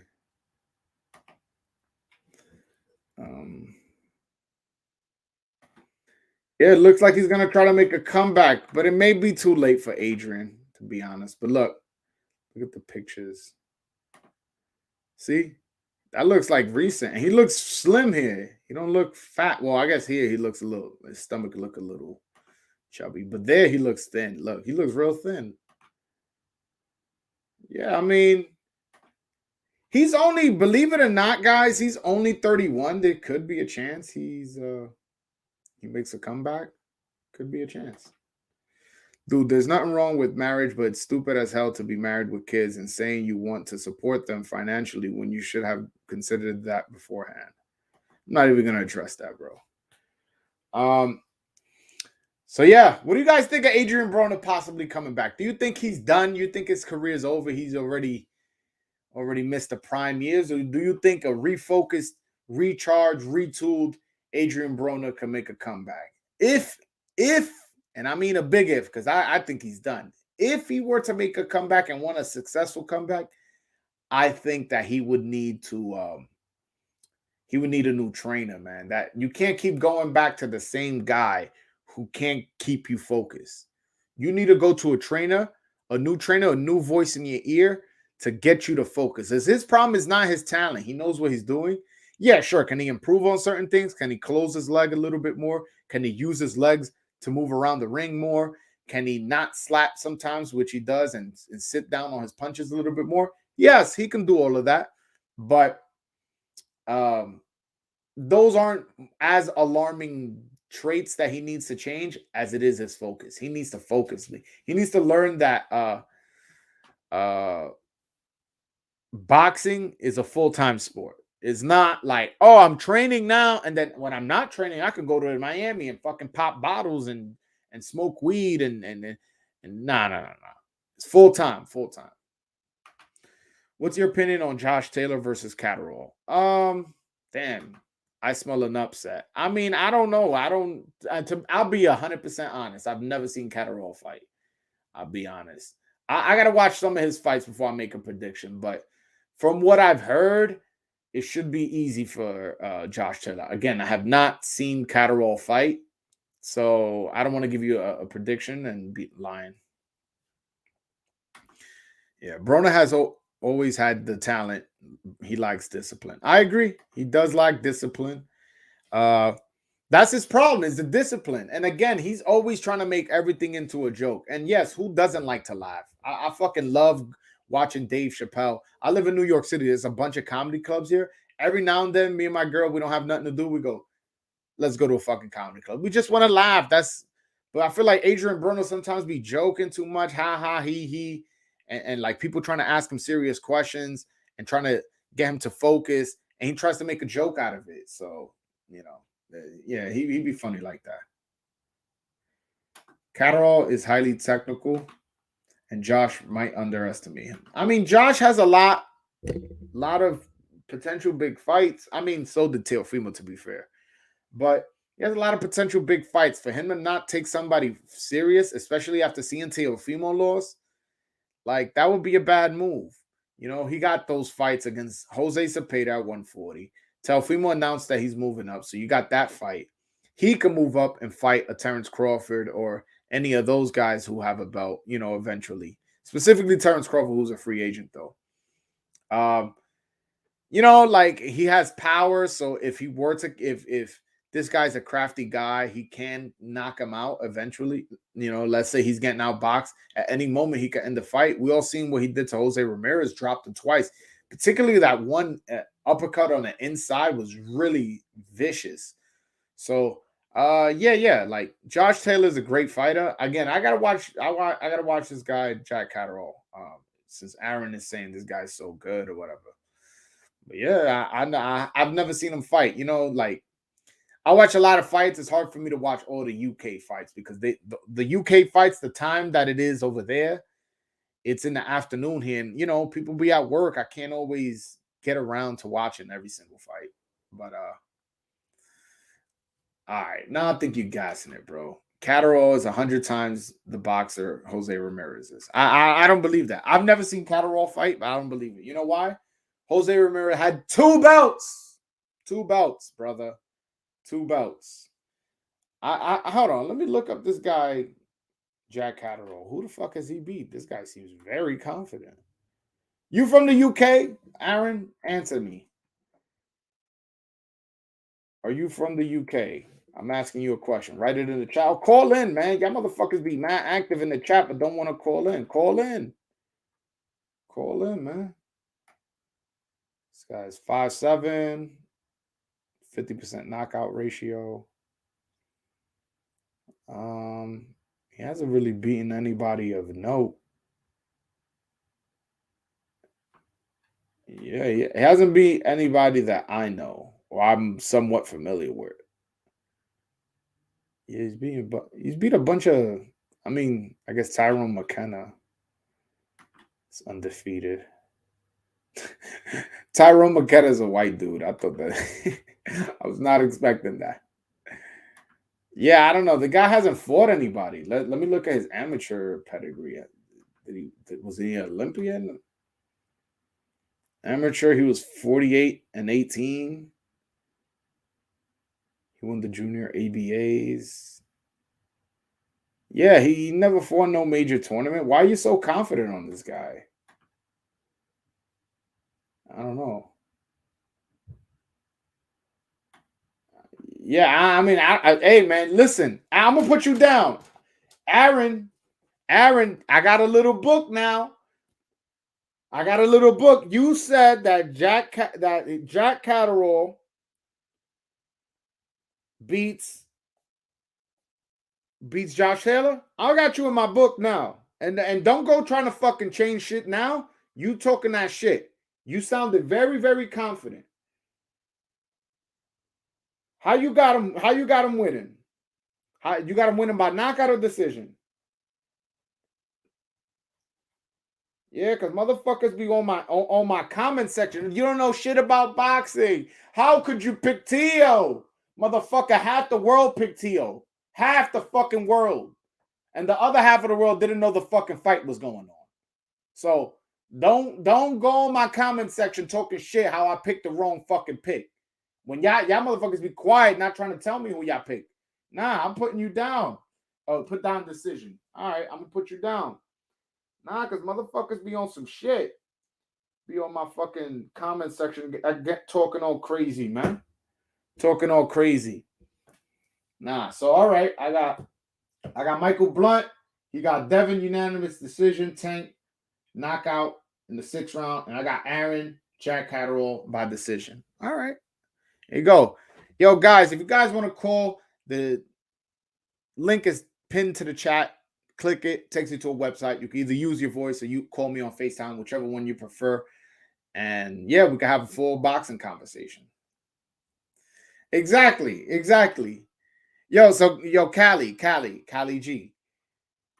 You should, when you got time, Aaron, you got decision, Haney by decision. When you got time, go to my video where I say reasons why T.O. lost and watch everybody say I'm a fucking clown, I'm an idiot, I'm this, I'm that. No, bro, Aaron, you could call in. This is an internet show, brother. It takes you to a website and you call in from a website. You don't call in from, as long as you have internet, you can call in, Aaron. Yeah, man. Yeah, so what, you taking a break from work? Yo, click that link, man. Aaron, click that link, brother. I want to be able to hear you from Australia. Talk your shit. I'm from Brooklyn, man. I'm from where Tio's from. Talk shit to me, bro. Call in. All you need is internet. You don't need to be in the U.S.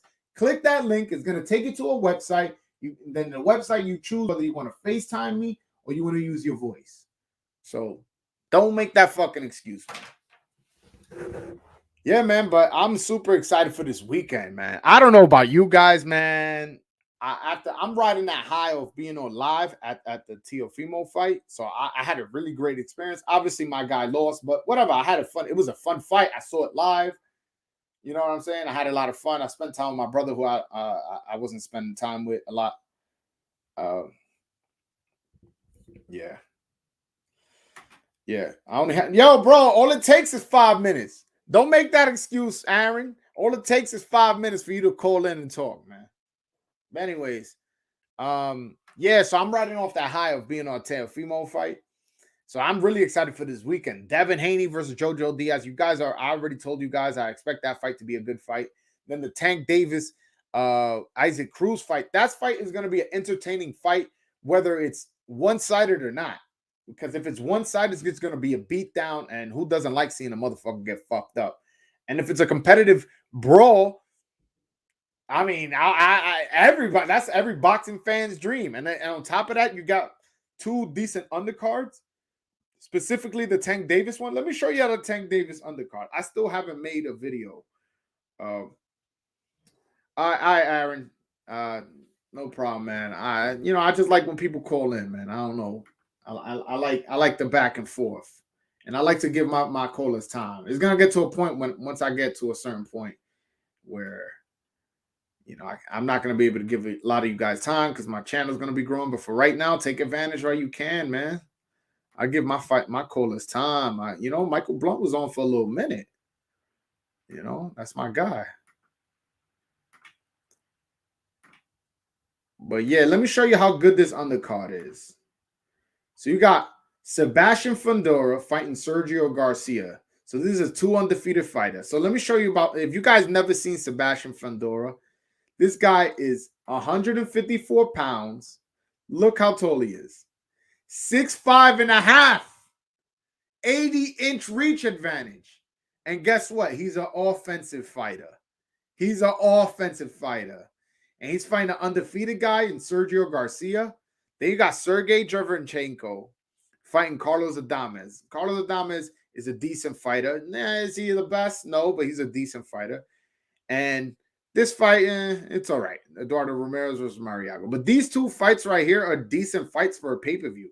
Again, look, just in these three fights, you got undefeated versus 1 loss, undefeated versus undefeated, 3 losses, but those 3 losses are to Jacobs, Triple G, and Charlo. So take that into account.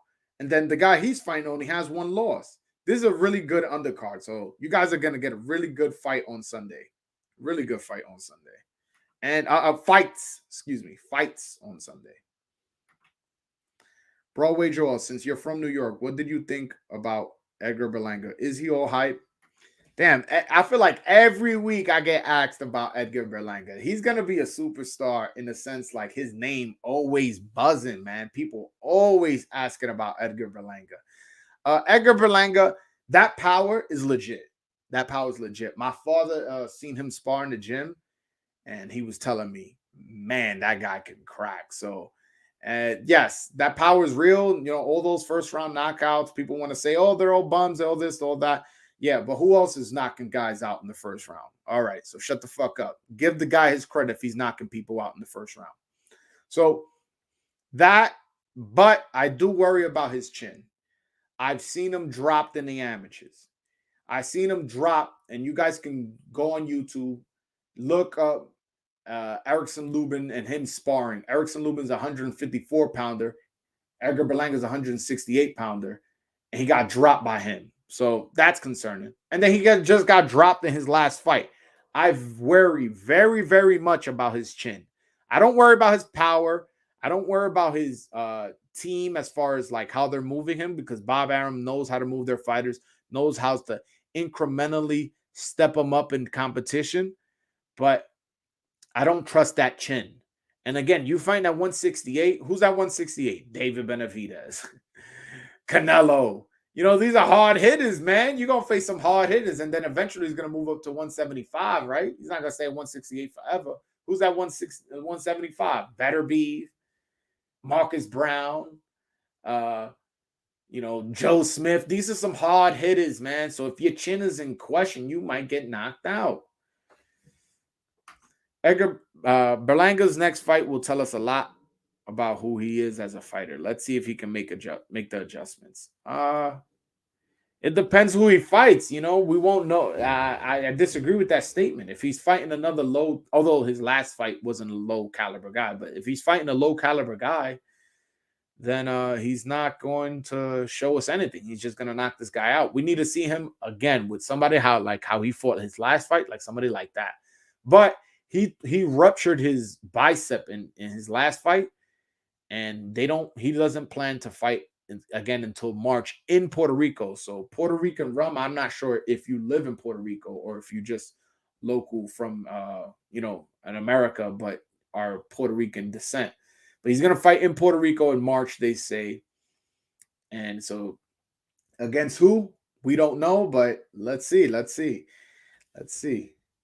But you're right. He does need to make adjustments. I do feel like he's very predictable. His punch variation is very 1-2, 1-2 hook. Then, he likes to throw a hard straight jab. And he just kind of just is satisfied with landing a hard straight jab because he knows he has heavy hands. But he doesn't really, mix it up as far as go to the body, throw uppercuts and throw a lead right, throw a lead hook. Just get creative with his combinations. He doesn't do that. But I'm not so worried about that aspect of his game because I know that, one, he's a very hard hitter, so he could probably get away with that. We've seen Wilder get away with a bunch of horrible mistakes, but, he's such a hard hitter, he can get away with it. And also, he's young. I don't know how old he is. He's like, let me check how old he is. But he's a young guy, so he has time to improve all of that. But that chin, there's nothing you really could do. You know, it's weird. Like, you're either born with a good chin or you're not. It's like this. Wait, hold on. How old is he? He's 24? Wow. All right, so he's a little older than I thought he was. All right, I mean, 24 is still young, though. But, you know, again, he needs to step that up. Berlanga needs to stay away from the top dogs for like 2 more years. He needs experience. I agree, because you got to remember, people may be like, oh, he has 18 fights, 18 and 0 with 16 knockouts by first round knockout. He's like, yeah, you got to remember, those first 16 fights, he barely got any experience. He was icing dudes in the first round. Now, you could say, oh, he's just that good. He's going to ice everybody in the first round. But not in his last 2 fights, he didn't. So we got to remember. He does need experience. So moving him slow is definitely the right way. And I think he should be active a lot. I think he should really be very active. He should fight at least 3-4 times a year. He's a young guy, man. I like when fighters fight a lot. Teo said he intends on fighting 3 fights next year, but that was before he lost to Camboso. So we'll see about that. The 2 things I didn't like was lack of body punching was horrible at cutting off the ring. That sounds like you talk about Teo.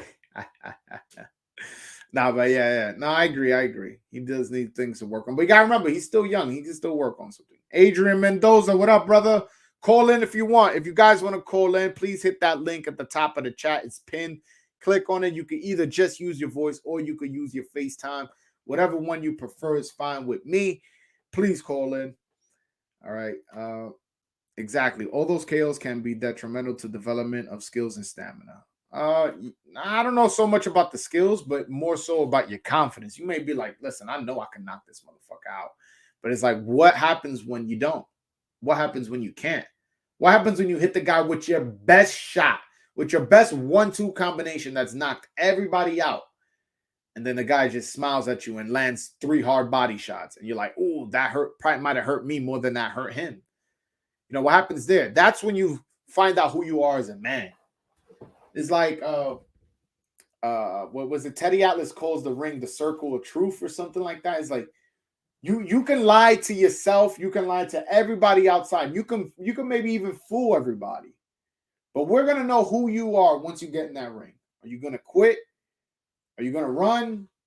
Are you going to go and fight? What happens when the things get tough? Now, he's from Brooklyn, so you know us Brooklyn dudes, we tough. We fight through it all. And I'm hoping for success. Yeah, I'm biased. Yes, I am. Yes, I want Edgar Berlanga to be good. I want Edgar Berlanga to win. I want Edgar Berlanga to be a champion. I want him to be undisputed. But I'm going to keep it real, though. I'm going to keep it real. If your chin's in question, I got to talk about it. You know what I'm saying? I got to talk about it. That's one thing. Yeah, you know, for the guys that's been following me for a while, Michael Blunt, Sanchez, he's not on right now, Dave Martinez, all those guys, they know I keep it real. Again, I kept it real with Teo. I'm from Brooklyn. I wanted Teo to win. I thought he lost. I'm not one of these fair weather fans that go, nah, he got robbed. He won 10-2. I had it a draw. Nah, my man, I had it for Cambosos. Cambosos was the right man winning. To be honest, I think Teo wasn't all in the fight mentally. I believe he'll be back. Might not reach undisputed, but he'll be champion. What's your thought on Android versus that Eastern European cat? To address your Teo comment, maybe he was going through things mentally. Maybe he wasn't. But at the end of the day, you got to be a professional and perform at your best. You got to be focused. You got to be mentally focused. And he has to take that as a man and take that responsibility. And although he didn't act like that after the fight, it seemed like he was in denial. Some of that might be good as a fighter, you know, just to be in denial. No, I got robbed. So you can focus on your next fight and be like, no, I'm not a loser. I just got robbed. So I'm going to continue fighting as a champion. Now, you saying you don't think he may reach undisputed anymore. I think I disagree, man. He has a possibility of beating Josh Taylor, although most people would favor Josh Taylor, and I think I would favor Josh Taylor too, to be honest with you. But hey, Teo's a power puncher, and Josh Taylor isn't as crafty as, George Kambosos. He's more of an offensive fighter, so Teo won't have to worry about him running and all that. So, you know, like there's a possibility there. And then again, Teo, the 140 division outside of Prograis and Taylor is pretty weak. So let's say Taylor moves up or and then Prograis move up. Could maybe get those belts. I don't know. Maybe. I'm not saying yes, but maybe. Yeah. Oh, you said Andre versus that Eastern European cat. He hasn't announced a fight, has he? And yeah, that'd be breaking news if I haven't heard of him. I know he fought Quigley. He fought Quigley, what, like 2-3 weeks ago? That guy wasn't Eastern European.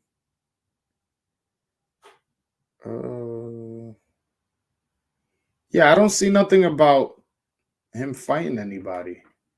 I could be wrong. Again, I could be wrong. So if you talk about what was my thoughts of him fighting Jason Quigley, Jason Quigley, I believe, is from Ireland, so he's not an Eastern European. So what are my thoughts? He blasted his ass out. Like, he did good. He did exactly what he was supposed to do. I'm not mad at it. You know, people say that Andre's a boring fighter, that he's too much of a boxer. Look, he came out and people were saying, oh, he should outclass this guy. Guess what he did? He out fucking classed him. So give him his full credit for that. Give him his full fucking credit for that.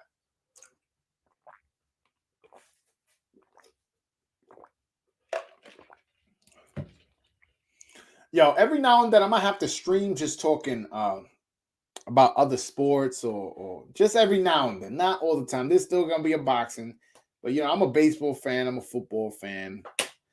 I'm a basketball fan, but I'm not a huge basketball fan, but I am a basketball fan. Every now and then I'll be having an opinion, but I'm like, nah, my page is a boxing page. I got to make that announcement like further down the line. By the way, I'm really big into boxing history. If anybody in the chat wants to ask me a boxing history question or call in, please do. I love boxing history questions, you know, especially when it comes to asking me, you know, who I think was the best, or you know, who would if Floyd versus Sugar Ray, how would that fight turn out, or you know, stuff like that. I love questions like that. But guys, again, call in. The link is pinned to the chat, top of the chat. You know, more than welcome to go back and forth with you guys. I'm with all the smoke. Oh man. Oh. Look at this. Look at this. Good thing I went on Boxing Scene.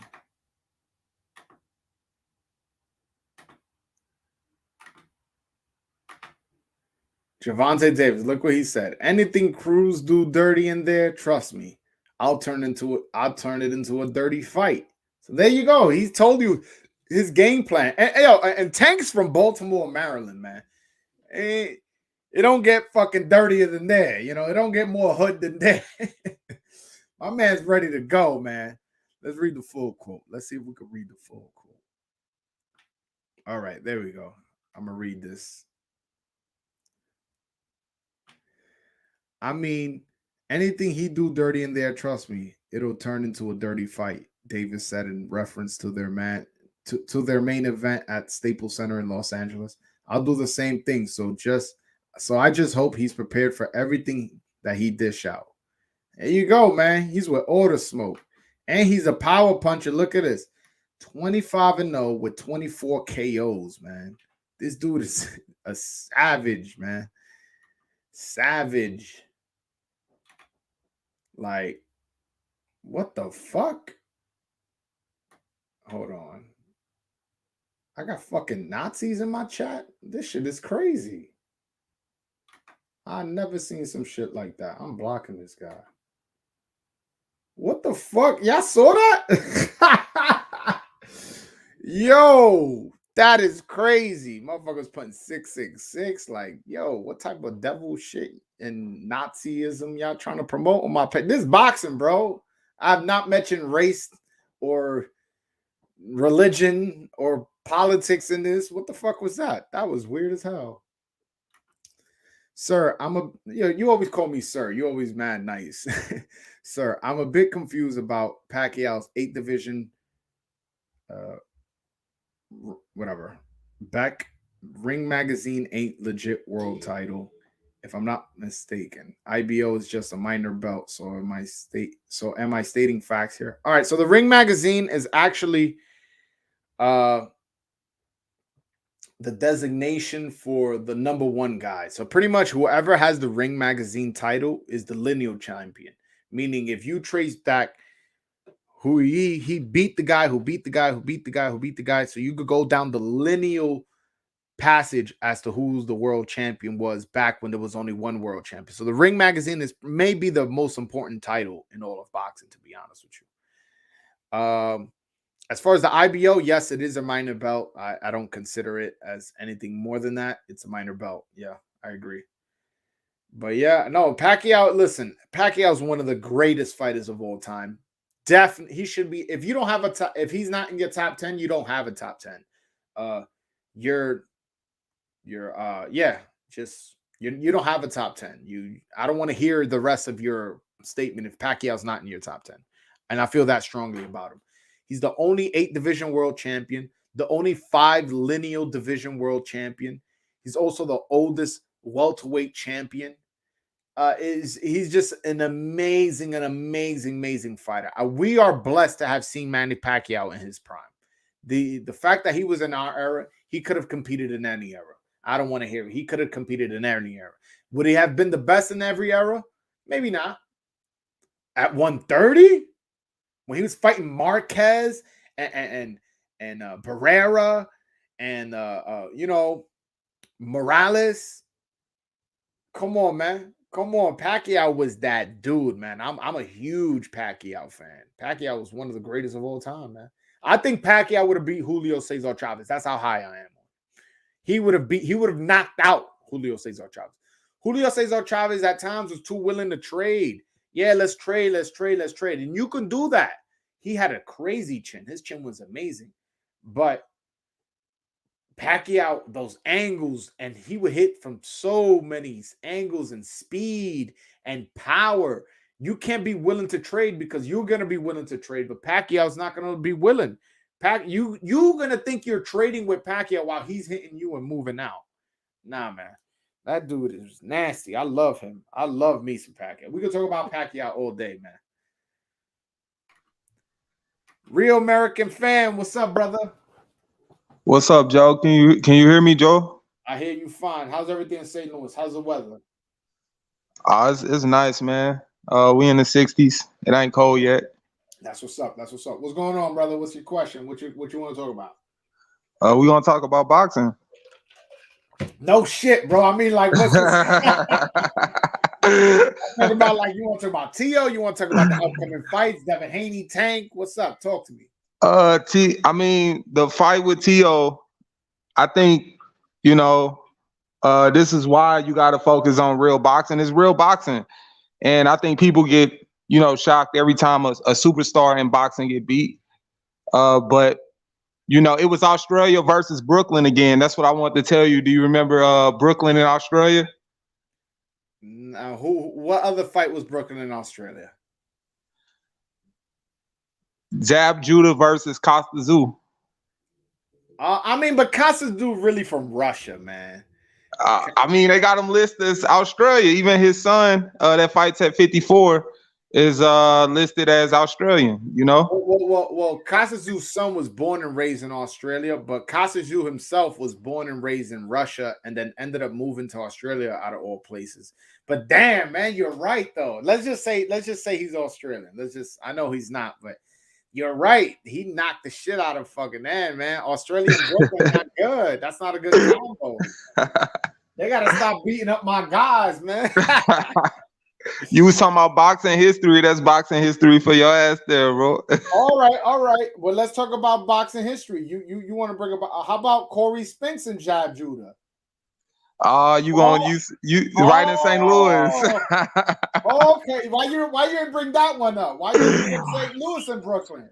Man, how about Michael Spinks versus Mike Tyson? That's St. Louis versus Brooklyn. How that one turn out? Oh shit, you being mean. Knockout. You mean right now. Hey man, you wanted to bring up history. I'm bringing up history too, brother. I ain't know you was from Brooklyn though. I know New York. I ain't know Brooklyn. Yeah, I'm from Brooklyn. I don't live there no more, man. You know, niggas get shot out there, so you know, I had to move out. I had to move on up. I'm still in New York though. I'm in Man, Queens. that's United States, period. You think St. Louis ain't what, number 2 in the country? No, so I know St. Louis get busy. Trust me, I wasn't trying to compare. Listen, I never glorify that shit. That shit ain't cool, man. Murder rates and all that. That's something. That's when your murder rate is high. That's a bad thing.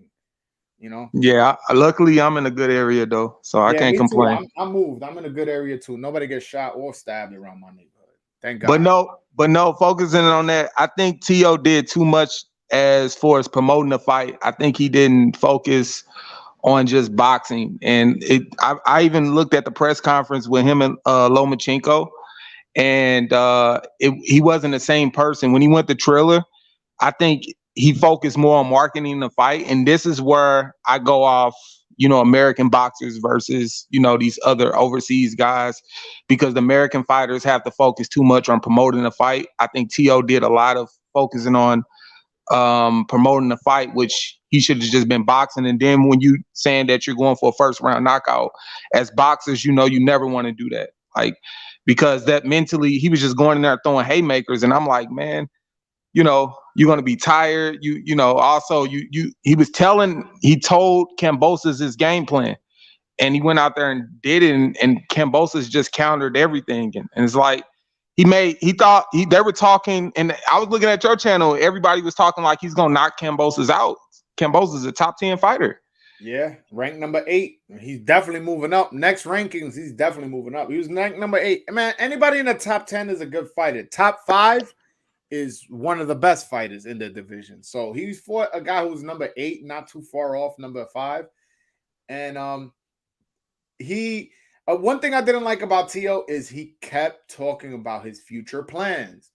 Oh, Yep. After this fight, I'm fighting Devin Haney. After this fight, I'm moving up to 140 and fighting Josh Taylor. After this fight, I could possibly fight Tank. After this fight, it's like, motherfucker, how about you focus on this fight? That's one thing that what's his name? Floyd Mayweather was really good at. Floyd Mayweather, he would talk about Pacquiao, he would talk about Cotto, he would talk about Mosley. As soon as he signed the contract and he would be given an interview and you would ask him about another fighter, he'll go, nope, I'm focused on Mosley. That's who I'm fighting. At one point, he wouldn't even say the word Pacquiao. He was given an interview to a PTI interview, pardon the interruption. And at one point, they kept asking about Pacquiao. He kept talking about Mosley. And the guy was like, can you even just say the word Pacquiao? He said, nope, Mosley. Because he was so focused. He was so laser focused. And that's something I feel Tio should get from Floyd Mayweather. Focus on just whoever you're signed to fight. Focus on that guy, because at the end of the day, that's who you're gonna fight. That's the guy who you're guaranteed gonna fight. Now, even if you would, let's just say Tio would have beat Kambosos, it's no guarantee you getting the Josh Taylor or the Devin Haney or the Tank fight. There's no guarantees. There's networks. There's people who duck. There's people who move up in weight. People who move down in weight. There's a lot of variables. So I feel like, he did lose focus. So to their point, yes, you're right. Yeah, and I feel like I'm gonna tell you, a lot of you guys underestimate, and I love him. Like, I feel like Jojo fighting real boxers. I feel like he fought Gary Russell Jr. Of course, bro, you wasn't on here earlier. I was just saying how Jojo's a legit fighter. I like Jojo. Yeah. I think it's a 50-50 fight with him and Devon. And a lot of people don't have it marked as that, but Jojo have shown not only, even his fight with Gary Russell, like, he lost that fight, but he was, like, to me, he was still in it. Like, Gary is super fast. That's why they got to get Gary his credit, because look at the guys who's been winning that Gary beat. The guy.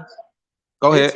It's hard to give Gary credit, and I think he's one of the most fantastic fighters I've ever seen. I just can't prove it because he fights once a year, if that. He needs hold on, but is that his fault though? Is that his fault? At the end of the day, like, it is. It is. Like, how? So whose responsibility is it for him to get in the ring? The promoter. And okay, so you know what happens when you are a fighter and you're not happy with your promoter, you pick up the phone, you call him, and you tell him what you want. You go, listen, I want to fight more active. Listen, He couldn't get Leo Santa Cruz. Like, and I felt like it was something wrong with that because he's under the same management. And he's been calling out guys, you know, the same thing with Demetrius Andrade. They call out guys. That's why, because I'm a fighter myself, I don't go too hard on them because I know that when you're very good and you're from United States, nobody's really gonna fight you. Like, you know, because they're looking at, have a following. Unless you have Ryan Garcia, unless you have an IG or Adrien Broner, you know, and that's where but that's where I hope that in America that it changes, you know, and then these guys can, you know, we can really focus on, you know, training and being boxers instead of like social media stars. Yo, bro, have you ever thought of starting a YouTube channel and just talking only about American boxers? I think there's a market for that. Just doing this with you is building on my confidence and doing it. Like, I never really did it yet, but man, just doing this, and I pick, you know, I look at boxing ego, and also I want myself to be very professional. Like, I got like a little stuff on YouTube, but it's not professional. It's just me doing on my cell phone. You got Twitter or Instagram? Yeah, I got an IG. Yeah, hit me on DM. If you ever have any question and you want something more private, not like a comment, and you want to help start a YouTube channel, I'll give you pointers, man. You know, I'm here to help, bro. Like, we already developed a relationship. I like your energy. You always call in or whatever. So if you ever need help, man, I think there's a market for you only talking about American fighters and stuff like that, and instructing the fans to be more pro-American. And I feel like I'm glad you on right now. Why doesn't any American fighter really promote themselves as a patriotic American guy, always has the flags, instructs his fans to bring American flags? Like, when you see a fight between, let's say, you know, Floyd Mayweather and he's retired. Let's say Devin Haney and Jojo Diaz. I bet you're going to see Mexican flags in the crowd. You're not going to see no American flags. Like, we need our boxers, our American boxers, to promote being more patriotic of being American. What do you think about that? All right, you ready for this? Yeah. All right. I think, and I'm a 90s baby, I think America did a lot of messing up. It goes in American history. They made skin color a race. And we know if you're Dominican, if you're Puerto Rican, if you know, outside of all of that, you know, skin color is not a race in different countries, including Britain, because they don't call Anthony Joshua Black British, don't they? They call him a British, you know, Lennox Lewis, they call them British fighters. In American, you're a certain type of American, and they got that on the application, you know, whether you're African American or you're Asian American, you know, but you're a certain type of American. And that's like a divide and conquer thing. And I believe that's the reason why, because even when Deontay Wilder fought, I was going for Tyson Fury, and I had like a lot of black people saying like, oh man, you know, how you not gonna go for the brother, you know, and stuff like that. I'm like, what? You know, or whatever. I can see they didn't say, why didn't you go for the American fighter and nothing like that, you know? And that's because you gotta understand, United States built racism compared to other countries. Yes, it is racist, but you seen Felix Trinidad, you know, when he fought, the whole Puerto Rico behind him. Hector Camacho, the whole Puerto Rico behind him. Miguel Cotto, the whole Puerto Rico behind him. You know, the UK is the one I really like to capitalize on. Frank Bruno, Amir Khan, Kell Brooks, they all love the UK. They wear the flag and they're happy. No, but so that's what I'm saying. If this should be a fighter, and it has to, like, you know who somewhat attempted it but didn't really succeed, and or he attempted it a little bit because he would always wear red, white, and blue, but he wouldn't always come with the flag. He wouldn't always be so patriotic. Is Andre Ward somewhat attempted it? But if I was an American boxer, especially if I fought for the Olympics, I would be on my YouTube channel, my Instagram, Facebook, Twitter, Twitch, everything, all that, TikTok. I will be instructing all my followers. Listen, when you come to my fight this Saturday, whatever, December 5th, make sure you come with an American flag. we're U.S. versus Mexico. We're gonna take over USA. I want to hear that chant. You got to instruct your fans. You got to tell your fans what you want out of them. But Joe, you got to kind of change the culture. The culture is in a certain way. Like you got to understand. But you can say, hey, listen, if you a fan of me, whether you white, black, Chinese, Dominican, I don't care. But if you're an American, just come bring your flag, man. Come support your guy. And you got to also mention, you got to educate the fan and go, listen, Puerto Ricans support Puerto Ricans. Dominicans support Dominicans. Mexicans support Mexicans. Why can't Americans support Mexicans? There needs to be somebody to come up and start complaining. Be like, yo, listen, we got to support ourselves. Us American fighters. You understand what I'm saying? Floyd, if I can send it to you, I will. Floyd got a video. It was a lot of people didn't see it, but it's before he fought Marquez, and he was in Vegas, and he said something about I feel like I got more UK fans than American fans. Yeah, but Floyd he built his fan base off hate, so it's hard for me to like feel any sympathy for him. But it's a reason. I'm telling you the business. So he was under Top Rank, right? So was Oscar De La Hoya. The real beef with Oscar De La Hoya is that Floyd knew he was a better fighter, but he couldn't sell more than Oscar. Why? Because Oscar had the Mexican crowd, but Floyd knew he was a better fighter. And this is why I go at, like, you know, you got guys like Andre Ward to me is one of the most, you know, history. Like he's been undefeated since 12 years old. Then he won a gold medal. Then you got Clarissa Shields. Ain't she a two-time gold medalist? Yeah, two-time gold medalist, two-time undisputed. And then she beat a girl that's popular right now in the UK, Katie Taylor. No disrespect to her. She ain't beat her. In the amateurs in Olympics. Oh, I don't know too much about that, to be honest. So she already, from what I hear, she beat her in the amateurs. That's a different world, but the hype still goes, and you know the others favor. So even if you beat these people, you gotta remember, America is not a boxing country. Like boxing in America is probably like the 9th most popular sport. You gotta remember, first is NFL. Then you gotta also differentiate NFL and college football. Then you got NBA, college basketball. Then you got baseball. Then you got hockey. Baseball number 2. MLB. Not MLB. UFC. You got a lot of sports, a lot of competition. In some of these countries, it's like pretty like this. In Mexico, it's pretty much just soccer, boxing, and baseball. Boxing being the most popular sport. And Joe, soccer is the most popular sport in every country except for America. Not in Mexico. England. Not in Mexico. Soccer is not big in Mexico? No. That's not what I said. In Mexico, the number 1 sport is boxing. I've been to Mexico a few times. And soccer?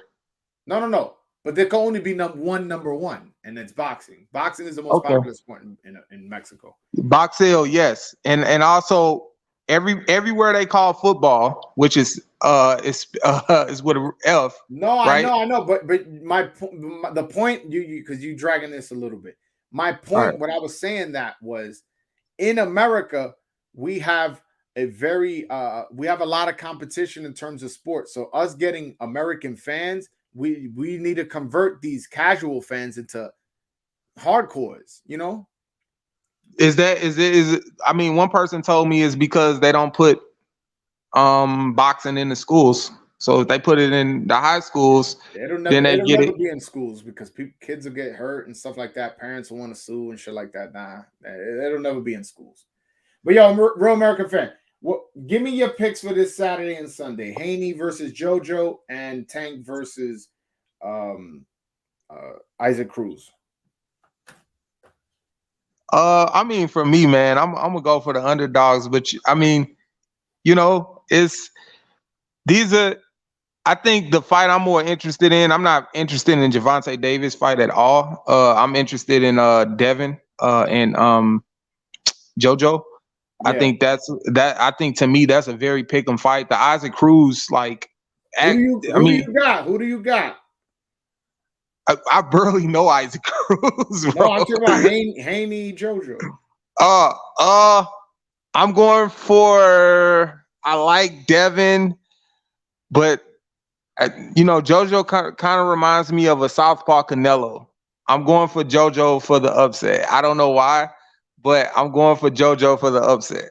Like, stoppage a decision. A decision. I mean, he's been winning on decisions for his upsets. Okay. But he's gonna go in. I got you down because I'm writing down people's picks because motherfuckers be talking shit to me when I pick them wrong. So if you can't hurt Jojo, if Devin don't hurt Jojo is going to smother him. I'm telling you, he's going. If he don't hurt him, he's going to build confidence, and he's going to smother him. If you got to be able to hurt him, you can't do the Linares because I seen with the Linares start to build confidence because he wasn't hurting Linares. Yeah. So if you don't hurt Jojo, a guy, and that's where Tevin fucked up at. I mean, I'm sorry. Can I curse? I'm sorry. You go. That's where Tevin messed up at. Where Tevin never had a lot of punching power. Jojo, he got on top of that. Like he can't hurt me. I'm interested to see how Devin deals with the body shots. Yo, but real American fan, I gotta let you go. I'm about to sign off soon. So, no disrespect. I'm gonna have to end your call, brother. Always. We'll talk. We'll talk. All right, guys. I'm gonna hang on just a few more minutes, but I gotta go soon. I've been on for 2 hours, but I appreciate y'all showing up, man. I really appreciate it, especially the guys who called in. All right, yo, David Benjamin, I'm putting you down. Because I don't want to hear motherfuckers want to talk shit when I get them wrong. I'm gonna get them wrong with people who telling me I'm wrong. And I'm not saying it's you, but people were on me, bro, on those chats. I mean, on my comment section. I'm like, yo, what's up with y'all? You got Haney by decision. All right. I got you. All right, guys, this was a good one. I had fun with you guys. We talked about the Tank fight, how I got him winning by KO. We talked about the Haney fight, how I got him winning by decision. And we also talked about the TO fight. Well, you know what we didn't talk about? We did not talk about the fight, the Stephen Fulton, Brandon Figueroa fight. What did you guys think of that fight? Do you think Stephen Fulton actually deserved that decision? Let me know. Because a lot of people arguing that Brandon Figueroa got robbed. I don't agree. I thought Stephen Fulton did I like the boxing, man. I always favor the boxer over the brawler. That's always been me. That's always been me. But hey, what can you say? What? I don't know, what comment he's talking about, but anyways. All right, guys. Thank you guys for showing up, man. You know what? If anybody, one last minute call. Oh, look. Boxer always wins. You want to call in, brother? Call in. Stephen Fulton won. I thought he won. I don't understand the controversy. I like what Stephen Fulton was doing, man. Stephen Fulton was boxing, was sharp, was hitting them with sharp punches, and stuff like that. But Ariel Garcia, I want you to call in. Expound on that. Expound on how the boxer always wins. Great fight. Wish it was a draw to see it again. Fulton's shots were much cleaner, but Figueroa looked like he had Fulton worn out at a few times. I agree, but to me, I give credit for more cleaner shots, as well as I like what he was doing better. Like, he did get hurt a few times by Figueroa, but a lot of times Figueroa was on the inside, kind of like slapping, doing these slappy punches, not really like. And when Fulton was on the inside, he was landing them hard uppercuts there. Bang! Bang! I'm like, oh shit, like this dude could crack. You know what I'm saying? So I like what Fulton did. And Fulton also at times when he was on the outside, he was hitting him with that hard chop jab. Boom! Boom. I don't know. I really like Stephen Fulton, by the way, is one of my favorite fighters. These are my favorite fighters in no order. Teo, Canelo, Inouye, and Stephen Fulton. Why? They fight the best. They fight the best. They're not afraid to fight the best. He's already talking about giving Figueroa a rematch if he wants it. He's already talking about NJ Akhmadaliev for undisputed if he wants it. And his resume, he's 20-0. And if I'm not mistaken, 9 of those wins were against undefeated fighters. Whoa. Give that man his full credit. And he has 2 of the belts in the 4 belt era. And he's willing to fight the other guy who has the other 2 belts for undisputed. Give that man his full credit. When is your next boxing talk? Usually, I do this on Wednesdays, 7 p.m. Eastern, 4 p.m. Pacific every Wednesday. But I may be on Sunday after the Tank fight, do a live stream. I'm not 100% sure, but every Wednesday for sure. But again, maybe after the Tank fight on Sunday, I may live stream. So keep an eye out for that. Also, hold on one second. I said I was going to sign off. I'm still on. It just wasn't pretty what Figueroa was doing. I agree. Fulton definitely won the boxing match, but Figueroa may have won the fight. That's a good way of putting it. But to be honest, Fulton told him, like, yo, I'll give you the rematch. But Figueroa said he wants the rematch, but he can't make the weight no more. Figueroa is like 5'9", 5'10", at squeezing down to 122 pounds. You know, that's a lot of weight, man. That's a lot of weight. A lot of height and weight to squeeze down to 122. That extra 4 pounds to move up to featherweight 126 could help him out a lot. All right, I want to take one more last call before I go. Guys, if you want to call in, let me give you the simplest instructions. The link to call me is right pinned at the top of the chat. You click that link, it'll take you to a website. The website will ask you, do you want to use the mic or do you also want to FaceTime? Whichever one you want to do, I'm fine with. Call in. I can answer any question you have. If you guys want to go back and forth about anything I said that you disagree with, you're more than welcome to. You know, I want one more call before I go. I'm about to go soon. Yeah, let me know, man. The Stephen Fulton fight was actually real fun to watch. And it must have been real dope for y'all who actually didn't go to the fight or anything, because after the TO fight, you flipped over to Showtime and you got to see that fight too. Me, I was in Madison Square Garden in New York City, you know, in Manhattan, watching this fight. And then after that, I had to hop on the train, come back. And by the time I got back, I went live streaming. So I didn't get to see the fight until like 2-3 days after, you know, when I saw it on DVR. Guys, call in, man. I want one more, man. I like going back and forth with you guys, man. But yeah, man. The Lomachenko fight next week. That's a good fight.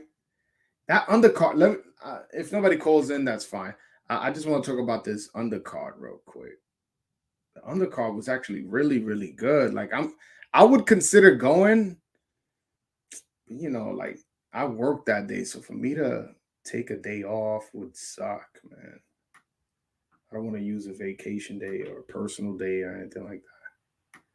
Oh, damn, they haven't updated it. But all right, I'll just show this.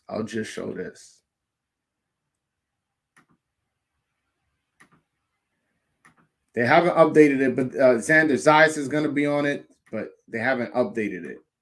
So you see, right now they have Jared Anderson, who's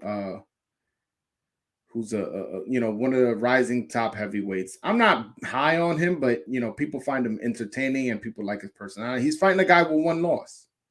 You know who this guy is? I don't know. Yeah, he's 17-0, 13 knockout. He's 6'4". He's from Ukraine. We all know Ukraine produces great fighters, particularly in the heavier divisions. Yeah, he's beat a few. This guy's not much. You know, he hasn't fought much competition, but hey, he's 6'4". He's from Ukraine. Ukraine produces good fighters. But yeah. All right, hold on. I was in heaven jumping back and forth between these great fights. Yeah, no, I could imagine. I could imagine. I was in heaven watching the fight. Well, I wasn't in heaven because my guy lost. My guy Teo lost, but I had a lot of fun at the fight. I just imagined the fun I would have had watching both fights, especially the Showtime card had a good undercard as well. All right, guys. Looks like nobody wants to call in. Thank you guys for showing up so much. If you guys want to more of me, just hit that subscribe button, hit that like button, hit the like button even before you go, because that'll help me, with the algorithm and stuff like that. And if you haven't subscribed, you're playing yourself. So hit that subscribe button. I got a lot of good boxing content coming out. I just dropped a video today on how Teddy Atlas should be on the Mike Tyson Hot Boxing Show, and how they can discuss their history, and how Teddy Atlas pulled out a gun on Mike Tyson and all that when he was 15. Like, shit got real, and there's a lot of history they have that they need to talk to each other about. All right. Which fighter in history do you see beating Mayweather? Thomas Hearns. I think Thomas Hearns would have beat him at 147. But all right, guys. Looks like nobody wanted to call. It's all good, though. I love y'all, man. Thanks for showing up. See y'all next week. And make sure y'all hit that subscribe button. Peace.